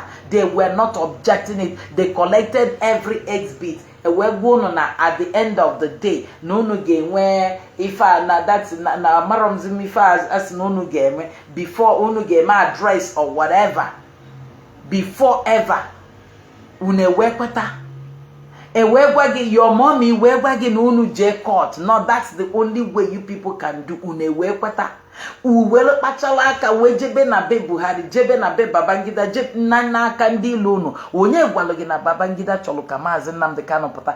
Maazị Nnamdi Kanu bụ onye gbalụ fama ifefa chọrọ ime. Ịmarọ na fa bụ ndị iwe je na bụ onye iloyi je na ayị ya biko agwa gị ife ị ga-eme ịjụ.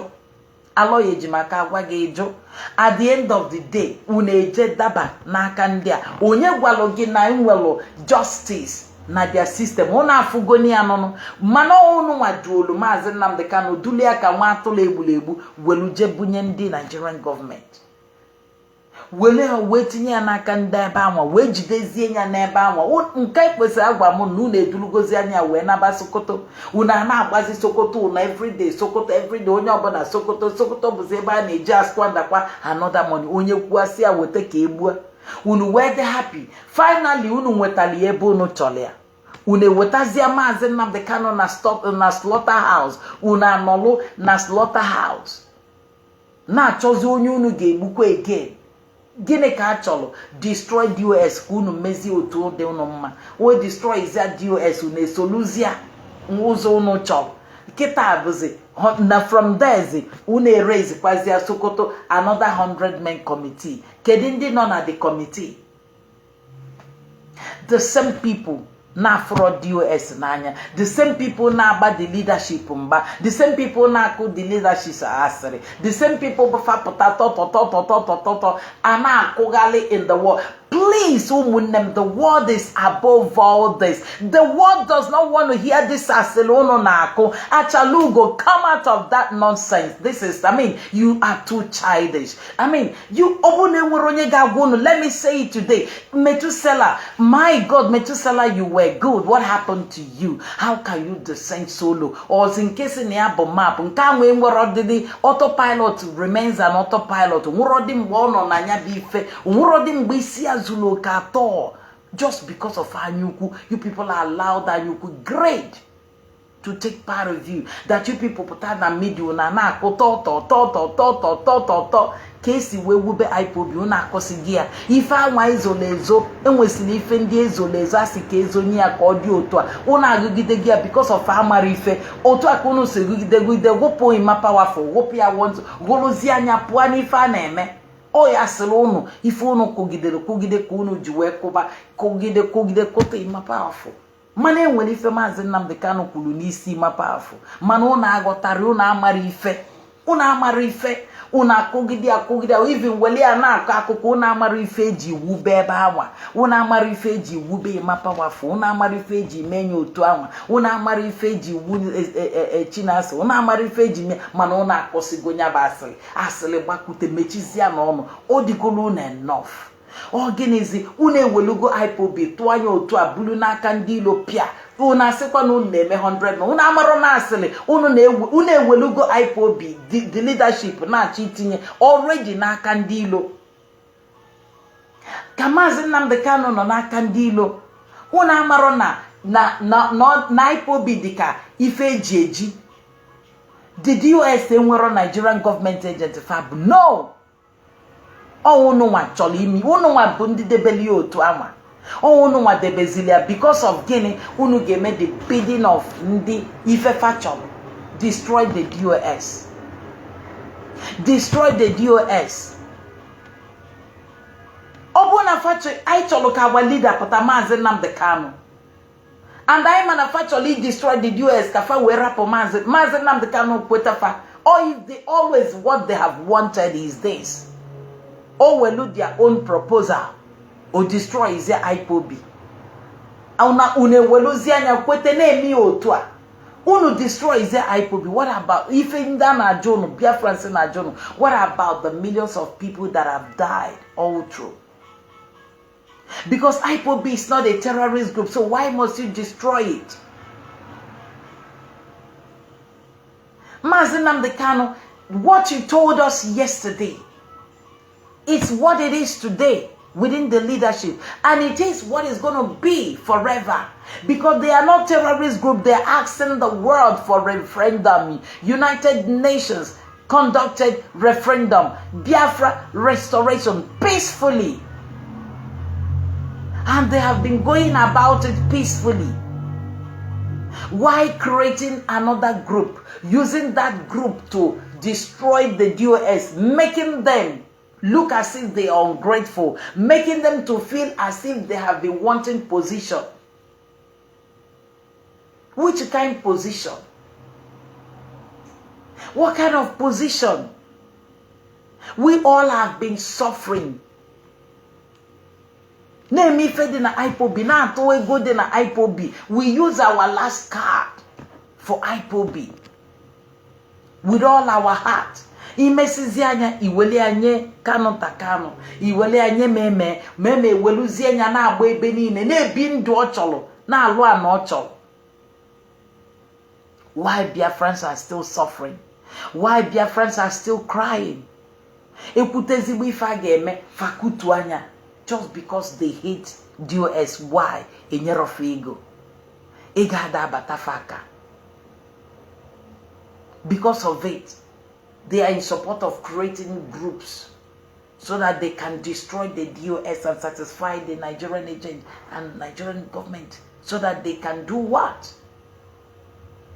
Because you people have already got messing up of Maazị Nnamdi Kanu's court case. You people have already messed it up. When you were going to court, onye gwalo gini ge win, agwalo no na ama win. Agwalo no ne ni dere gada agwalo ejena. una kachie ntị wee jebe alọya ejimako welu Maazị Nnamdi Kanu welu nyefe ove. Kedu ka isi wee bụrụ lọya Maazị Nnamdi Kanu iwe je na-alụ ọlụ ndị Nigerian gọọmenti, iwe je na-analụfa contract na-alụ a na-akwụ ya ụgwọ? Ịmara na mgbe ị na-eme esi na ịmara ife ime nya imesi anya ịpụtakwa kọtụ gị na fa na-abụ apụtakwa na-ekpe ikpe. Unu welu Maazị Nnamdi Kanu gụlụ ya ka nwa ọkụkọ ka nwa mbem, unu ebuli otu a welu tinye n'aka ndị weluzie nya rapụzie n'aka ndị nya ka iji ajụ unu kedu onye fụlụ Maazị Nnamdi Kanu n'anya? Ọ bụ DOS sejena na ife a ga-eme na ya ma njezi kọt ka anyị kwụrụ na na-erilizi gị na-ewepụghị ikpe niile ka anyị kwụrụ ebe a ka emebe ife dị na ya, ka ọ bụzi unu nwa jeje kpọlị ya mmalụ na a ga-atụ ya nga, mmalụ na ife fachọlụ ife Nigerian gọọmenti fachọrọ ikweta na fachọrọ ikweta na Maazị Nnamdi Kanu ife fachọdebe their heart's desire bụ ka ejide maazị ka emebie ya ibu na ọ bụrụgodo ogbugbu ndị ga-egbu n'ụfa gbuo. Unu ewe welu maazị tinyezie ebe anwa buluzie isi gbalịsie n'isi unu ya a na-akọzi akọlụga n'elu akọlụga n'ala akọlụga n'ebe a akọlụga n'ebe a. Maazị Nnamdi Kanu, what we're saying, we have Ipob wubelu onya bụkwa Ipob tata ga-abụgidekwa Ipob forever. Ndị DOS gị nwụrụkwa onye mejọrọ ụmụ Biafrans emejọrọ maka Biafrans ndị nke na-ebilive na stori afa na-akụ Achalugo na-akụghalị Metusela na-akụ kekwa onye nke ọzọ sina nke bụ Elochukwu Ọhaji or whatever. You people are Biafrans, we all love you. Nwere onye ọbụla bụ amalụ m ka ife niile a na-aga na media. Mụnwa made attempt to call every one of you. Maazị Lion Man will idea. A lot of you. Nwere onye ọbụla that replied me why those evil saga was going on before I suspend everyone so that you people will calm down. Nwere onye ọbụla out of pride, out of I have arrived. Alandigom, ebutegom, abulugom big media war. Onye wale. Nebu Biafra media warrior. What's your take? Where are you? What can you do more than equasili? Is it just equasili kecho? Nwere ife dị gị n'isi? Every day pụta etotolo onye nke apụta blackmail nke si na ya bụ soji or whatever. Every time blackmail. I would if you do it again I would say your secret. I would inako secret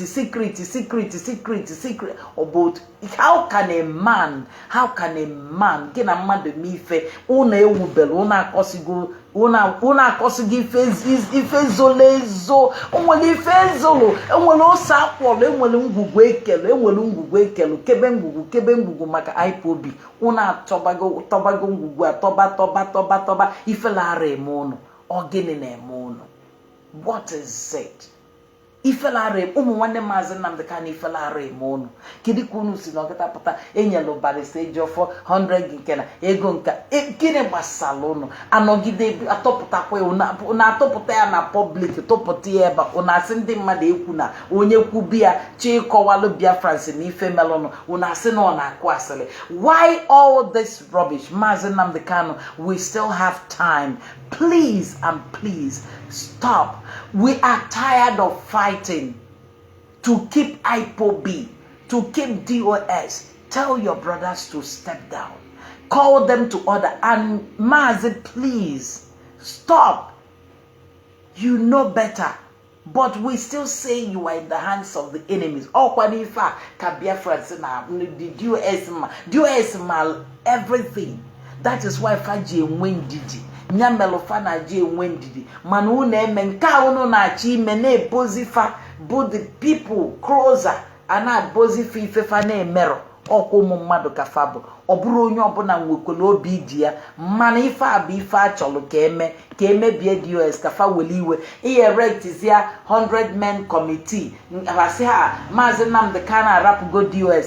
It does not matter. Maazị, remember your word. Maazị si na ọ bụrụ na ngịnwa na mgbe ọbụla ị chọrọ ime ife ị ga-eji megide Biafra ma megide ife anyị na-achọ isi onye ọbụla nọ nso welu mma bupụ isi ọkwa ife ikwulu maazị chetakwa okwu anwa ka ide we n'aka gị wee mebie nya bụ ife anyị na-ekwu maka ya ka iwe were aka gị welu dezikwa ezinụlọ ya ikwukwalụ sị na ọ bụrụ na ngị nwa ga-eme imeta ife that is Ipob ga-eji wee mebi ma ọ bụ gịnị isi your people can reject you ikwuru that your people can reject you Biafra say reject ọkwa gị DOS say reject ọkwa gị ọkwa maka ndị na-achị ịkọwa na DOS reject go gị DOS na-ewepụ gị as a leader DOS nwere onye wepụrụ gị as a leader remember go back to okwu niile ịgwala anyị before pụọ ife niile anwa ịgwala anyị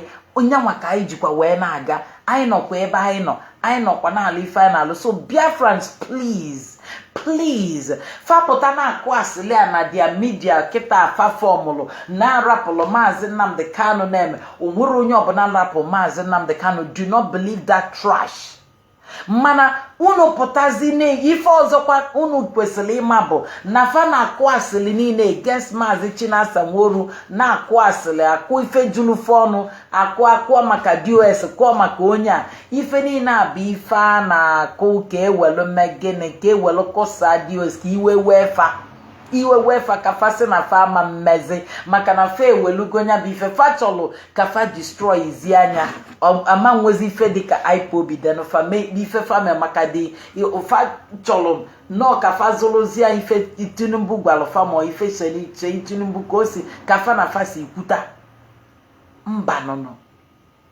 but DOS we are marching on. We are not a terrorist group and we cannot be, and nobody can jam Ipob as being a terror because they are not. They are not terror. They are not. Separate the chaff, okay, from the seeds. They can never be meaningful people. Nona Ipob organization. People mali fefacho. People mali fefacho. So we will not allow those ones actually so kaigali will emotions will maybe see fe. I love Maazị Nnamdi Kanu a lot. Man ogwalai no bulu no may for joy if he game make a Ipob maybe that Biafrans can reject him. Yes, Biafrans can reject him when we for joy name and had the Roma. Or if ogwalai. So if Obuna before John Wayne culturally may Biafrans not like it, they will reject it and say no. Why are they rejected? They want to correct him. Mazi, please correct a lot of things. And when if indeed USG win Gigi, Makana Farmer Ebino, Nyamelofaji win Gigi, Nyamelofaji win Gigi. Mana ụmụnne ya ikwesịrị ịma na fa fụrụ gị n'anya too na fa na-agba mbọ na-asị na ọfa nwa bụ ndị ọ na-ewutekarịsị ka m gwakwa gị maazị you have seized the kind of love Biafrans nwere ebe ị nọ karịrị nke ụmụ nwanne gị nwere.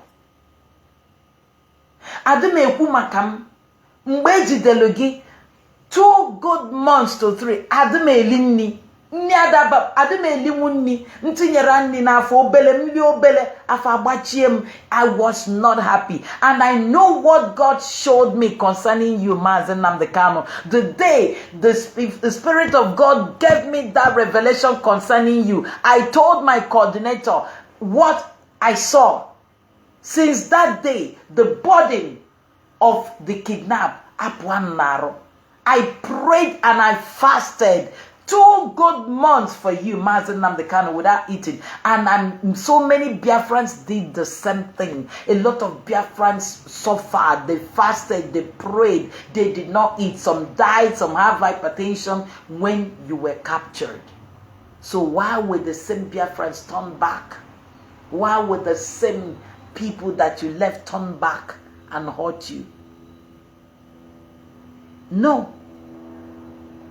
After every blessed day I on a line, Maazị Nnamdi Kanu, Maazị Nnamdi Kanu, Maazị Nnamdi. Look at my people all over the places, the platform. They are fighting hard that Biafra shall be restored. Anyway, good thing will come. How can your brothers just wake up overnight? and they want to create another Ipob, another autopilot. It's not possible. Mazi, people are tired of fighting.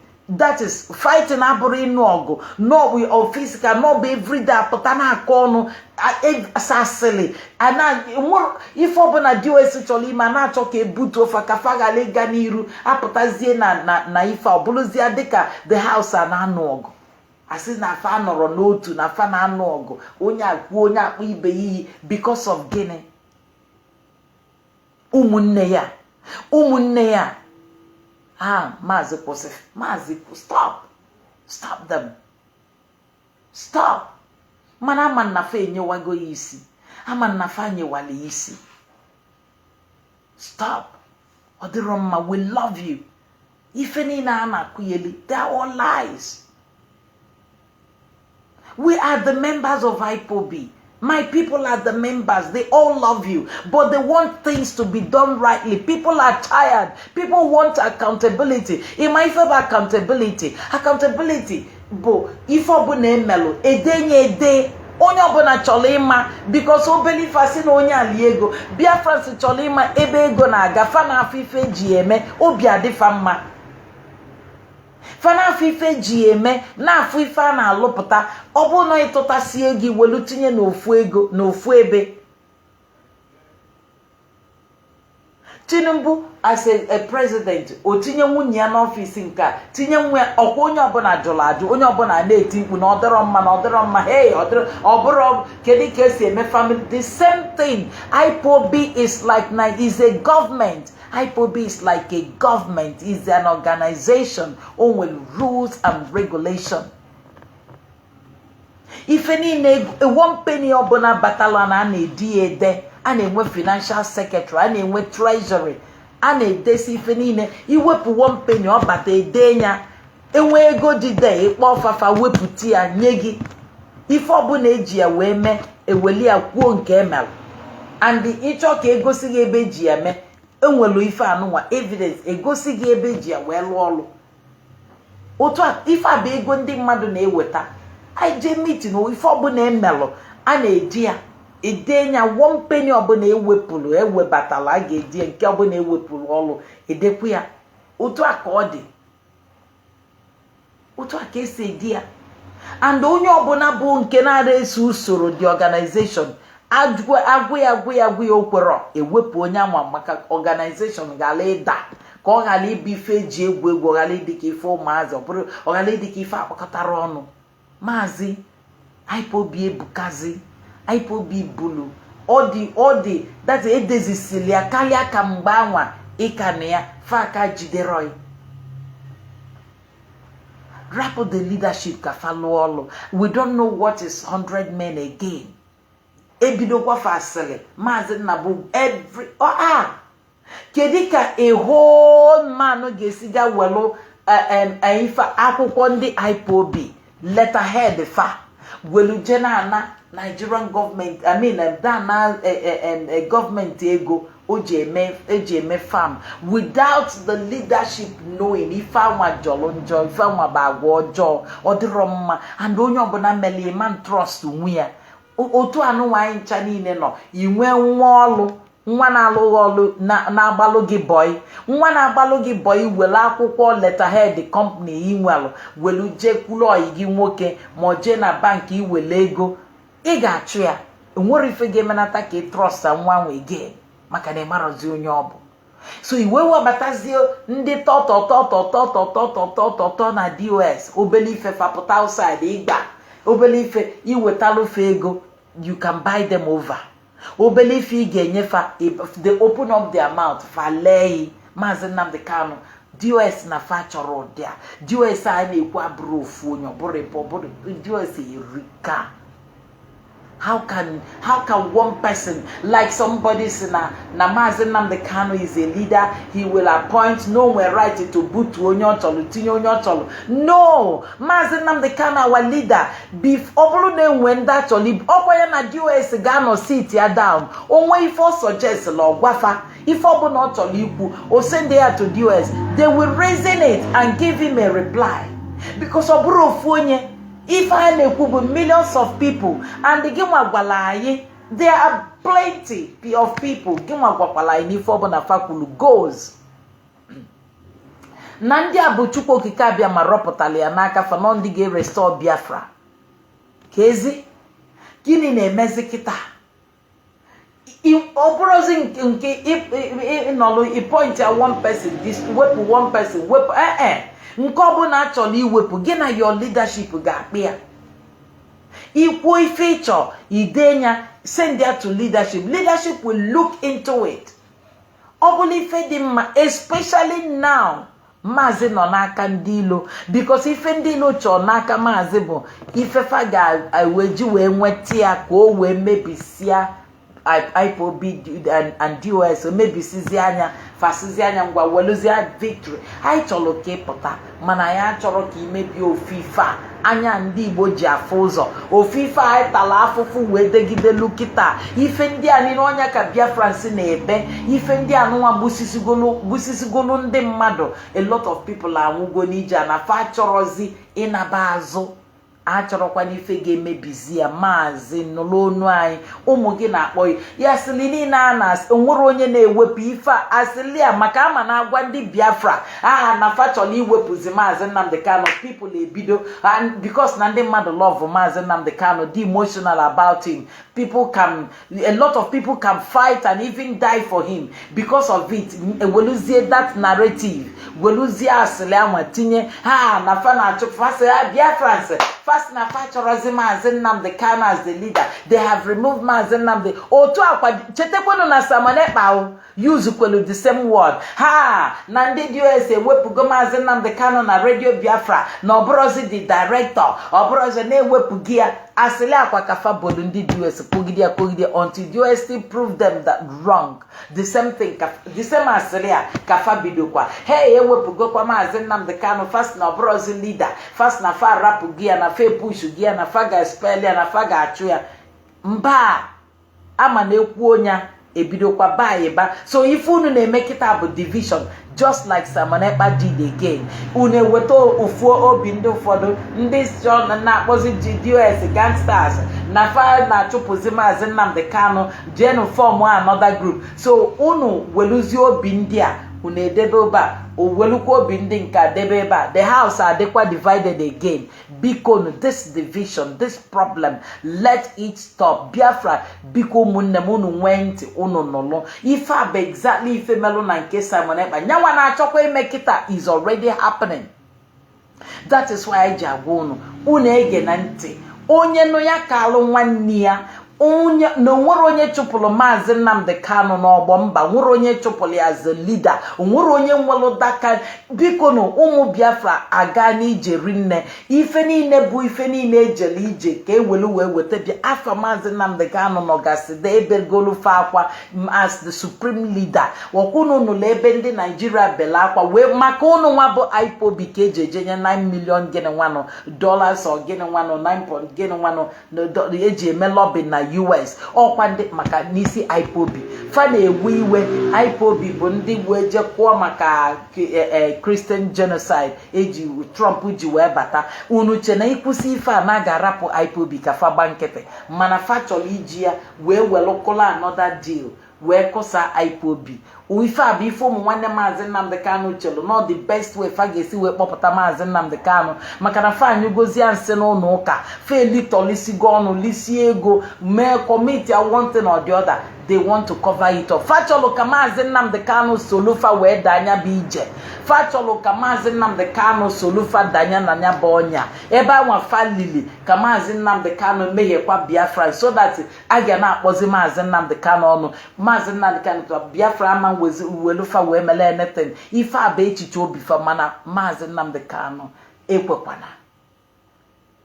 Biafrans still love you. The DOS, they love more than anything. Do not disappoint them, and they will not disappoint you. Do not disappoint them, and we will not disappoint you. anyị ka kwụkwa na-eche, and Ipob is moving on. Ipob will not give up. The US will not give up. Okwu ahụ ịgwala anyị ka anyị kwụ, ka anyị ga-akwụgide. Anyị kwụ ebe anwa, nwunye gị sịkwa anyị kwụla ebe anwa. A sị fakpọrọ nwunye gị bụ na nwunye gị si Ipob kwụrụ n'ebe unu kwụ na di m na-abịa. Di m na-abịa. Anyị kwụkwa nwunye gị sokwala anyị wee kwụrụ, anyị na nwunye gị wee kwụrụ. Ebe a ka anyị nọ, Biafrans, anyị ga-anọgide na US. Anyị ga-anọgide maka na Maazị Nnamdi Kanu nọ n'aka ndị enemies. Faji ya, fa ga na-eme ka o mee nke fa chọrọ. Ife fa chọrọ ka a ga na-afọsị ya ka o mee. Ọ bụrụ na o kwere eme, ewelu ndị mmadụ yuzuo ndị nọ ya nso ọkwa agba ego agụpụta otu onye anwa akụnyezi ọ ga-afagide ya ka maazị kweta n'ife ọ na-ekwu. Ọkwa agba ego. Therefore, anyị achọrọ another group. Ife anyị malụ bụ the DOS. Ife anyị malụ bụ the instruction. Ife anyị malụ bụ their leadership. Anyị ama nkwere ozikwa ka akụsa anyị ege, maka na akụsara na Ipob. Onwerọkwa ife ọzọ ga-adị ka Ipob again.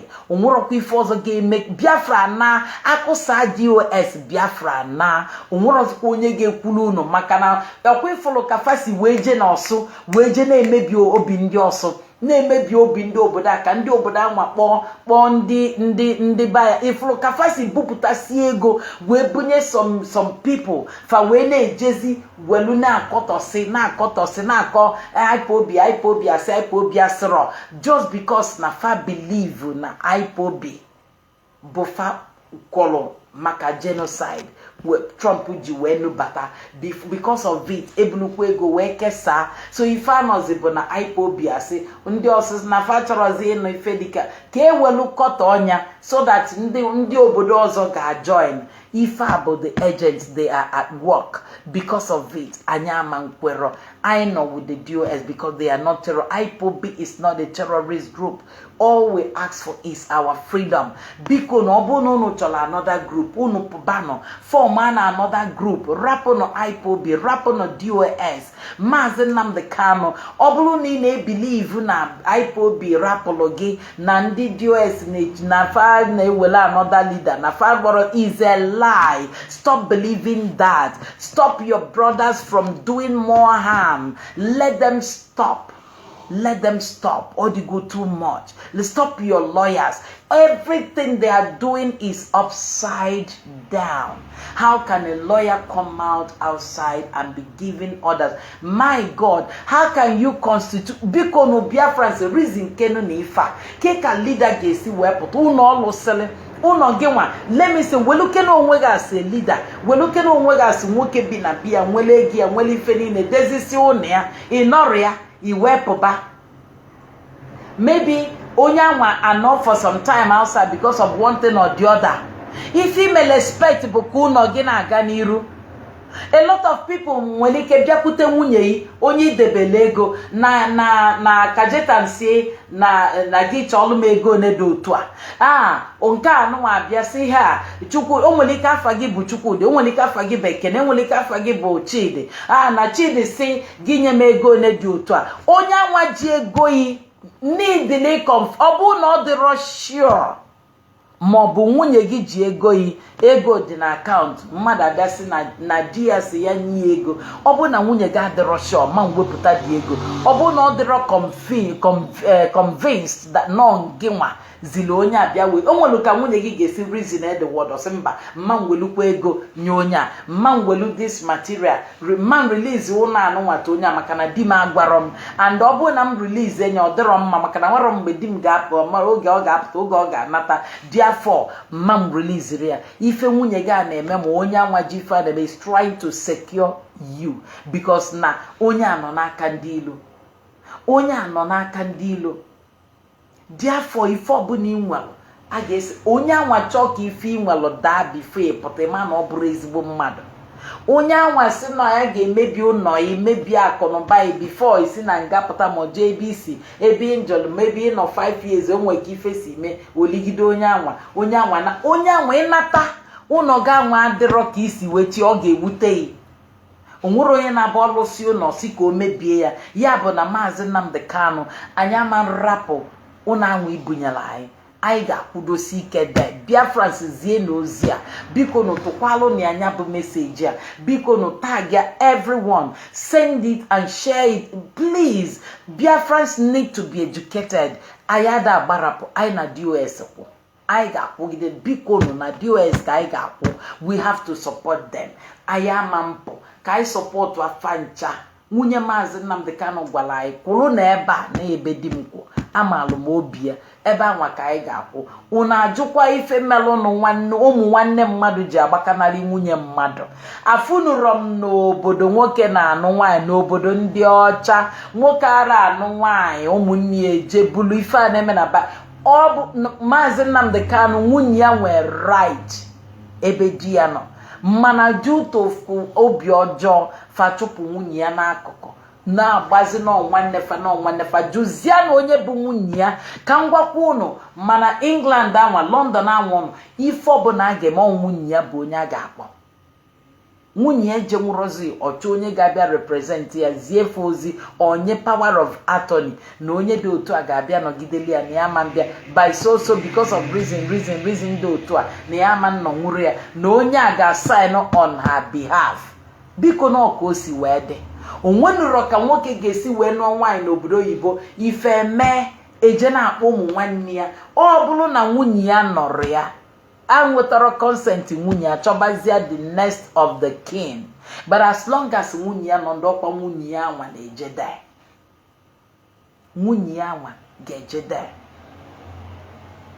Ọ gịnị bụ ife what is happening? So bikonu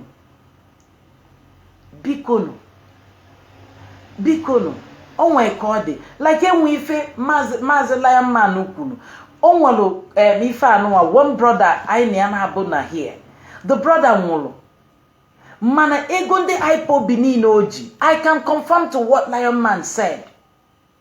Ego niile bụ ma ife niile a na-alụ ma nke a na-eme ego niile ọ na-edesi ya n'akwụkwọ ife niile a na-eji ya before nwa nwunye ya ka ngwa unu otu ife a na-akọlụ unu bụ ka o si dị n'obodo oyibo n'obodo a and otu a ka ọ dị n'obodo ndị ọzọ.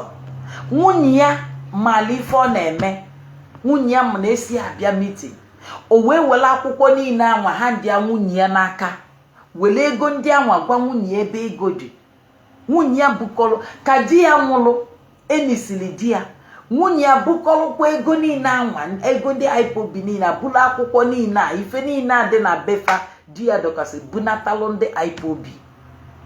Like Lion Man said na enwere nwaanyị be anyị na-ama mmịa o weluzie ego anwa kuche nya nye ya mana eziokwu ka okwu mana ndị ọcha nwere ka obi fadị o bula ego niile anwa welu bughachita butelu ndị Ipob akwụkwọ niile anwa nwoke anwa delu before nwa ojile ede akwụkwọ ọ ka dịkwa na position of Ipob lukita imepere anya ifu ego ne mgbe anwa o delu before wee ego onwalụ before nwa a na-erekọd lukwe tata a na-erekọd ife niile ego niile batalụ taa a ga-erekọd ya one dị na a ga-erekọd ya ewepụ 5 a ga-ewepụ ya ịkwụọ ihe zen levy a na-egwesi ife niile a dị recorded. O ife Biafra si chọrọ mbọsọ bụna ụnụ chọrọ ebupụta ya gụala ụnụ otu a ka ọ dị n'ebe niile. Kedizi ife ụmụ nwanne Maazị Nnamdi Kanu ji chọọ ọ maazị ji chọọ ka ewere ego na-enye ụmụ nwanne ya a na-enyezi fa enwere akaụntụ. Kedu ife o ji wee bụrụ sọ mgbe anwa maazị na-eji ego na-arụ ọnụ ya bụ mgbe ọ ka na-ebido mgbe people bidozi gadabazia grupu ji bịasizi oke na ga-enwezi sịsọ maazị ama nlụzi ya maazị neediziri people to help him. Then in that case because no organization nwebezie different kind of department leaders departmental leaders ndị ga na-achị na ndị ga-esi ya wee chi ofu onye ara achị masị Maazị Nnamdi Kanu manchi nwụrụ Ipob mba na n'ọnyanwa butelu nzukọ Ipob abroda na ọ ga na-arụ ọnụ finance ya no anyị nwere right ịjụ ya maazị ọ bụrụ ife ọjọọ na-asị kedu ebe ego dị otu ebe ego dị otu ebe ego a na-ajụ onwere onye na-gasị na ya ma njụ kedu onye ọ bụ ga-apụtasị na ya ma njụ a na-ajụ isi na ịma njụ that means ị na-achọ kind of nonsense favor stupid favor favor na enwere isi, favor na emebi ife, and ife juna ka ị ga-abụ, another ife juna ka ị ga-abụ, another ife juna betrayal, saboteur, Simon Ekpa, or ife ị ga-abụ. Ekperima, that's what you're gonna be. Ana ada ajụ, because ife abụrụ ife ufu onye, ife abụrụ ife mmadụ ịtọ, ife a na-agwa gị bụ ife millions. So how can a family control the finance of Ipob, the worldwide, even though no our leader Wubelo Ipob, does not mean that no nyezi order chufuonya without getting to know the problem of that person. Onye obana meli fojo ekwesili ma ifom a na-enwe court. Ọkwasị na ọ bụrụ na Maazị Nzurumike mkpọ somebody, onye ọbụla ọkpọrọ ife ọbụla okwulu ga-eme. Kedizi ọlụ Maazị Nzurumike m na-alụ? Kedizi ebe ị ga Maazị Nzurumike m kwesịrị ịlụ ọlụ ya before ị chụọ mmadụ a na-anyefa time. A ga-agwa onye anwa na-awọchị onye na-awọ na onye anwa ọjụzịa kama ọ ga-emebili gị ife ịchụọ kama ọ ga-emebi afa ma ọ mebi ife unu na-emebụla an enemy in the house awepịa oke si emebe niile. So maazị enwerozi right maybe n'otu ọ nọ na Sokoto ọ na-agwazi anyị ife gị maka gịnị ife eji wee sị mba bụ na amalụ the instruction enyelụ by court otu condition ọnọdụ ya ga-esi ga-anọ. Anyị malụ na ndị ilo chọrọ ka o welu Biafra tinye fa n'aka. Anyị nwekwara idea na ụmụ nwanne ya already elegori maazị to ndị obodo to ndị zoo. Anyị nwere idea. Anyị mana because ọ na-agwafa ka ọ dị n'ọnụ fa dịlị na-agwafa kemgbe a na-eje court ife aka fa na-alụ. Because if not, fa kwesịrị ịma nwere mgbe Nigerian court jike isa nọ Maazị Nnamdi Kanu. That is ikpe ekpegole ekpe, ikpe mechigole mechi faje mepe nye again. Even ụwa zuru ike unu na-akpa afa bụ ndị ụmụ nwanne Maazị na anarị akpa afa ọjọọ. Ụwa zuru ike jubakwara unu kedu ife unu ji jebe court again na unu enidirozi ije court again maka na ekpesighị ikpe anwa ekpesighị ewelukwa ụwa zuru ike ka egbuo ya. Ofu eziokwu ụwa zuru ike kwukwa asịkwa na ga-egbu ya akọbakwu ya ọnụ.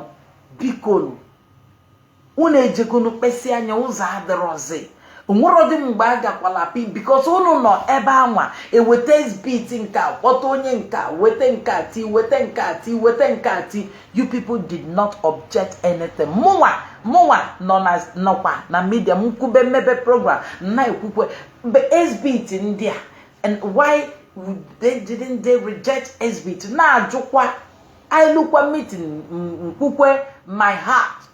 Why were they not, objecting so many exhibits, rather collecting it? Now, kidizi mande sana esofaje, kidizi female on the sana ja collect exhibit in there na edebe. I find the large without objecting it. At the end of the day, piam they stroke. Enyerozi a chance. Mbawa Maazị na-asị na ya ga-edefend onwe ya. You people allow ejimako even as you see me experienced lawyer Maxwell Okpala whatever. Kedifu Neji Wewonia insisted that he must not defend himself, that he will need a lawyer by him. No, you people rejected it. Even you, Barrister Maxwell, have you forgotten that you went to Europe talking rubbish, said DOS your foot? That whatever that will happen, you will abandon Maazị Nnamdi Kanu to do it alone. Then all of these things you people already planned and have done it and have abandoned him at Sokoto. Obuluzi onye na-agazi Sokoto, una na manipulate ya awaini si nkobunu n'okwutelokwe as if no but the good ones.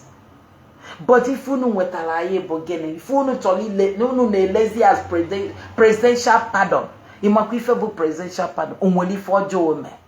Ndị mere ife ọjọọ na-akpaghalịsị everyday na Nigeria ka na-egbu mmadụ luta bụ ndị terrorist bandit na-egbusisi ndị mmadụ na zoo. Up to today, fa na-egbu nwenuru onye ọbụla ejide unu ewelu Maazị Nnamdi Kanu debi ofu ebe tọnụzi anya ọ bụrụzi ụdọ unu na-awụ ọ gịnị bụ ife a? Biafrans are all watching you. So biko na ụmụnne m, stop. Never you believe all the trash. Do not believe all this trash.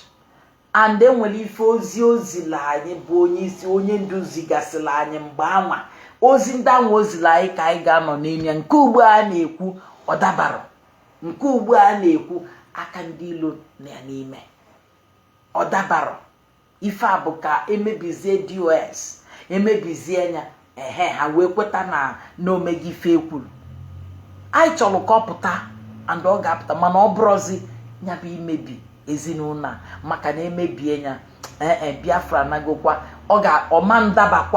ọma ndabakwa ụmụkwalụ ndị ọsọ ga-ata because ndị Nigeria government will do everything to crush all. Biko so onye ọbụla maala ife ekwetakwana na that narrative asịlị afa na-akọ na-agbarapụgo Maazị Nnamdi Kanu. Like I explained before and m na-emekwa explain again. Enwere ife Emeka give to them about na 5 shift to go the struggle from Maazị Nnamdi Kanu. Fa we weluze due to aghọtara oyibo and the meaning. Ekwa nwa Emeka give to kuli you need the wisdom iji wee ghọta ya. You need the amamife iji wee ghọta ya. For those people that think they are gossiping, think they are doing media warrior or doing the narratives. No, they have shift. That is faghọtara the English. Ife nwa mmadụ kọwalụ unu bụ na bụ Emeka gift kọwalụ bụ na ha kalele asịlị a na-akụ na abụrụzi asịlị kafa na-akọ ọbụrụzi akụkọ kafa na-akọ fa rapụgozie asịlị a na-akụ kụrụkụrụkụrụ from Maazị Nnamdi Kanu asị Maazị Nnamdi Kanu asịrọ welu muvuzie to gịnị fa nọrọzi na asịlị anwanya fa gago another level ị na-akọzi fa na-ene gị n'anya na-enezi ebe fa nọ na fa nọ na gịnị na vej iwetezi ọchịchị ebe a n'aka anyị iwebatala ya ọchịchị dị mma ọgwụ n'ife ọkọwalụ na enwerozi time ịnọlụ kọba asịlị iwele afọ Maazị na-akụ asịlị everyday na-anụ ọga everyday mba na ọbụrụzi ebe a ka fa nọ na fa akaliga ebe a fa apụgo ebe a meaning fa chọrọzi ị na-akọnya bụ ife fa dị akụkọ anwa fa kalesi akụkọ anwa fa chọrọzi ige ntị ị na-anụ akụkọ a fa emebe gị ife ọzọ nya bụ ife nwatakịrị mmadụ kọwalụ mana anụrụ English aghọtara ihe nwere amamife pam ndị na-achọ ife ga-aghọlụ ofe ga-aghọlụ fa nni fa buluzie anya tụlụ asịrị na-arapụgozie Maazị Nnamdi na fa fa chọrọzi Maazị ebe maka ha mana Biafrans are emotional that Biafrans will buy it easily, thereby creating another autopilot group by 100 men, by DOS people, 100 men. Bikono, there's nothing. Maazị Nnamdi Kanu whip this group. Follow your DOS, follow them. If I went gwala obuzikwano na may otu or maybe no because no nakandi or man follow muria DOS, please. For God's sake, I plead with you people. DOS, you are wise. Continue being wise. Continue moving forward. Continue leading the struggle. Do not stop. Do not let Kanu Takano or Meme or their stupid post or whatever or their bragging. Let them do what they want to do. But at the end, Biafra will come. When Biafra comes, then Unyobona Zalogene on there. Bikono no koram n'onu onye ọbụla stand well gidigbam anyị na ebe anwa. Do not be emotional again. Do not be emotional. Achọrọzi m ịnọkọ onye akọla akọ anyị amalugo anyị aghọtasịghị ife anyị kọl and achọrọzi m ịga n'ife anwa fakọl maazị asị anyị ma na nwere a lot of mistake, a lot of miscreances. anyị ma that nwere a lot of things. Yes, Manakai Wele are not human being, and the Jews is ready to forgive him and have forgotten and they have moved on, and they will not rely on those so that they can continue leading the struggle. Then when Maazị Nnamdi comes out, it what they will deal face to face together. Karapozia sele na aye kalife aikota. So bikono ndị nke na-akọnụ ka ịgbazia fadu. I may fan a family, let them continue. But let us move on ahead. Bikono, Okoram Nonu. Bikono, we'll be coming back. Bikono, let us try to have mercy. to continue, because about Mike Arnold, he still mentioned something about, a kind of almost certain words he used. Okay, certain words he used about the 50 years we're talking about Biafra and all that, and again, and we still have nothing to show for it, and that because something like people are divided, it's like almost just the same word that the other more usual. Almost the same word hanging together, but in our just say, or the same people that spoke before came back to speak again. But then, Okwagwalo, Anabana agwa ife anụnwa gịnị nwa na ọnwa ọgaranya okwu nwa ogbenye chee ntị wee na-amụrụ so fa agwaga anyị okwu fa agwaga anyị ife anyị chọrọ ịma so ka anyị weluzie nwayọ dezie ezinụlọ anyị ka anyị welu nwayọ jikọta onwe anyị ọnụ welu nnụba ife anwa anyị na-achọ ghara gezi ntị ịpụta na-akụ ike asị nke asị onye asịrọ fasilizia from tata ka ife anwa belu n'abalị ka ọ bụla anwụ ya kwụsịzia nya bedebezia. Let us move ahead, just like the said Mecca Gift said the struggle have shifted from Nnamdi Kanu. The struggle did not shift from Mazen. Obrokwi foku, obri fo mino. Non the chole kwasle. What I hear foku, weli fama, kogalia nyozozo. So ifo mino kamne kukwabo that kai continue with the struggle. Yes, rapwa selefana ko mana meifai dialime welu restore Biafra. Even though naimana mazi ebisi emekwa mazi kwose mazi. Those people, Biafrans love you a lot. Stop, Mazi Biko Kosi. Talk to your DOS. Organize your DOS. Send message to them. Do your whatever thing you need to do. There's nothing like 100 men. Mba, this is division. If I have another autopilot, please, onye sini we right to constitute. Onye obone cholo to a katakete isi nolo na sokoto is na Mazi China Sanworu. No. Mazi China Sanworu at that draggy position, not even Chike doesn't. In fact, these people don't even talk. They don't even talk about you.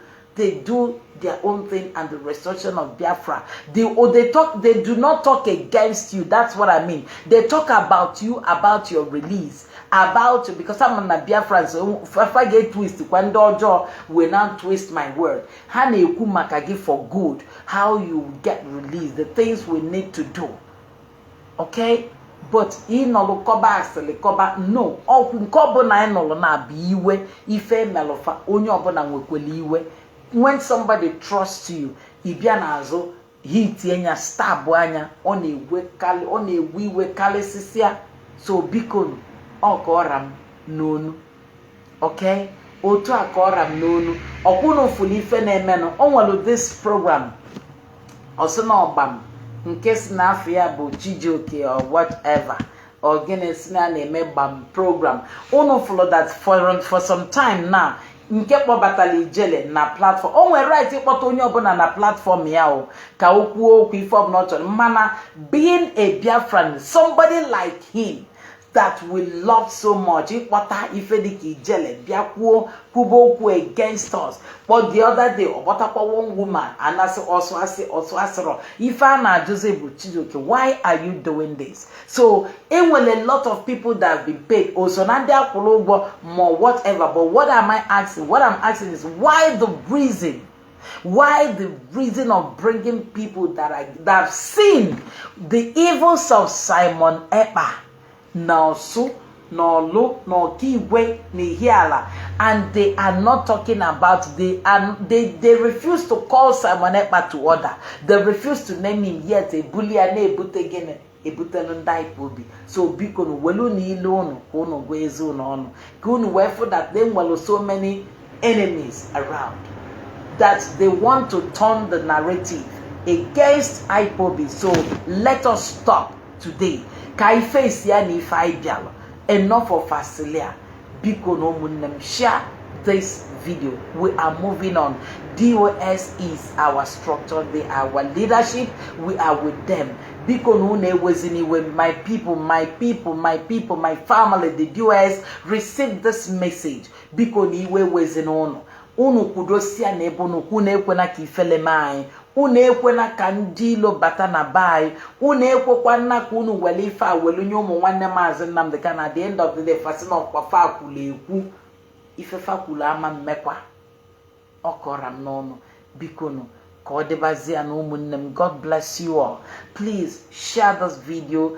Say what is your mind when you write, and tell Biafrans too to believe in the duel, because as you're writing, as you onye na-ama ngegodo a voice or free fidel. So when you write, tell them to stand on the duels. Maazị Nnamdi Kanu is our leader. Ife ọbụna melon mgbe ọbụna ọ pụtalụ anyị na-aba ekwu onye na ndị US ga-anọlụ ya na nfa ga-agbalị because ọ bụrụ ofu onye ọ bụrụ ferika.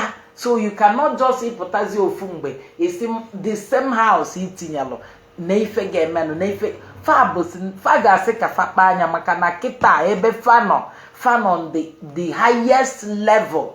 So ọ bụrụzi ife ọbụla ikwulu ka fa ga-eme like that. Fa ga-akpị ya ọ bụ na ọ dịrọ mmafe ebe ahụ a na-eje fa wepụ ya ọ dịkwanụ mma falia. So nwere mgbe ọbụla ọ ga-abụ ndị US niile mba US the bad. Exactly, I don't believe that. No, because I bụ family anyị ncha niile onwenụrọ mbọsị nnụlụ kechenkem na feme ife niile anwa anụnụrọ m ya. But nke ụmụ nwanne Maazị Nnamdi Kanu every blessed day na-ajụ ife ọbụkwa ụmụ nwanne Maazị Nnamdi Kanu. Kedu ebe nwunye Maazị Nnamdi Kanu nọ? Ọ ụmụ nwanne ya na-arụ ọnụzi ụmụ nwanne ya ọfanwa ga-ekwu ife na-emenụ. So ọ bụzie na ọfanwa ga-ekwu ife ga-eme na ndụ Maazị Nnamdi Kanu, including ife ga-eme between Maazị Nnamdi Kanu na nwunye ya, unu malụ na ala adịrọ level. Ọ bụ na ọ dị otu a ala adịrọkwa level nọ nke alọ ikwulu ka Maazị ga-eme ma ọ na ha kwucha afakwu ana adịrọ level. So biko unu gbasanụ ya bụ ozi ọma ka anyị nọlụ na ebe anwụ ọsị anyị nọ ebe anwụ ọsị anyị kwụrụ ife anwụ okwulu before pụa maka na kịta o nwere ike na-emezi ife ndị ilo chọ mana mgbe anwa bụ mgbe ekwulu okwu. So anyị gosie okwu niile anwa anyị eme ife anwụ okwu mmalụ na anyị nọ on the right path. So biko ka ọ dịzianụ. Good evening and good night, good morning. This is Ada Jesus. God bless you everyone. May God bless you ụmụnne m biko unu ncha ike agwụ na atọ. Continue until we get there. Biafra is around. Unu follow. The whole world is talking about Biafra now. Onwezi ndị chọrọ ịgụlị ya n'ọha nwa melia ọfanwa anyị chọrọ ịma ọ bụrụ na ngị melia menya ife anyị chọrọ ịma bụ that DOS have been working because we are part of the family. We know that they have been working. We are there with them. We are doing anyị gwa anyị mee nke ọbụla agwala anyị ga-alụa jefu onye dị otu a anyị agbalụ bulu leta ọrụkwa ndị DOS ka anyị na-akpọ enwere ebe a chọrọ ije a na-eje nwe ọfịs achị ije bụ na nke ndị ike bụ ndị obodo ọkwa DOS na-enye anyị akwụkwọ anyị kpọfa faside akwụkwọ sign anya nye anyị were jebe ọfịs abụ na ọfịs gọvanọ abụ anyị meet afa na-ekwu ife niile a na-emenụ ka m gwakwa unu famasị ife niile maka enwegodo ebe ndị nke a na-ajụ anyị luo fagwa anyị na enwere autopilot ha were ọnụ fagwaba anyị na-enwere autopilot nwe nke a anyị wee gwabazie afa otu ife si wee kwụrụ ka ị na-agwafa they are recording it, they are doing so in every place is anwa ebe niile anwa afa Maazị Nnamdi Kanu na as a supreme leader nya ka anyị na-ajụ ka edesili maka ndị na-asị yelino anyị ga-ejekwa de je bupụta afịa ebe anyị bụ si ejesi na gọọmenti anyị jekwa eje bulukwu ya pụta ịma na ife a na-eme nwere isi. So maka ndị na-akpọkọtọsị DOS asịkwa asị they are all lies. Those people ewelugokwa aka azụ fa join gokwa the fastest lane biko na ụna join na lane anwa ka anyị nọlụ with the DOS onye ọbụla chọlụ Biafra kwụlụ with the DOS Ipob Maazị Nnamdi Kanu wubelu nye anyị n'aka o wubeli ya weli ya bunye anyị ka anyị nọlụ ebe anwa ka anyị ga-akwụ ka ọ maalụ ụnụ na mma ka ọ dịalụ ụnụ na mma unu ga-alara unu ga-eteta unu ga-afụ nke unu ga-eli ama nkọrọ unu nke ụmụ unu ga-eli ama nkọrọ ọma nkọrọkwa unu atọ unu ga-ede ụmụ unu ga-adị unu ga-afụ Biafra anyị ncha niile ga-afụ Biafra n'afa Chukwu okike abịama biko nu. God bless you. Next week, any day, anytime, as they are coming out, as any news information is coming out, we are coming out and we'll be enlightening every one of you. Man na malo that we are almost there. Biafra is almost there. So bikono, kwa your levy, kukwano, don't stop. Asina na imanko, agwo no kwa na akilika, oda kwa pam, onworo kwa okwa DOS. So bikono, cordialo no namma. Biko. Oh, good night everyone, and good evening, good morning, and good day. Thank you very much. And this is Ada Jesus Ipob, Brazil. God bless you all. Thank you.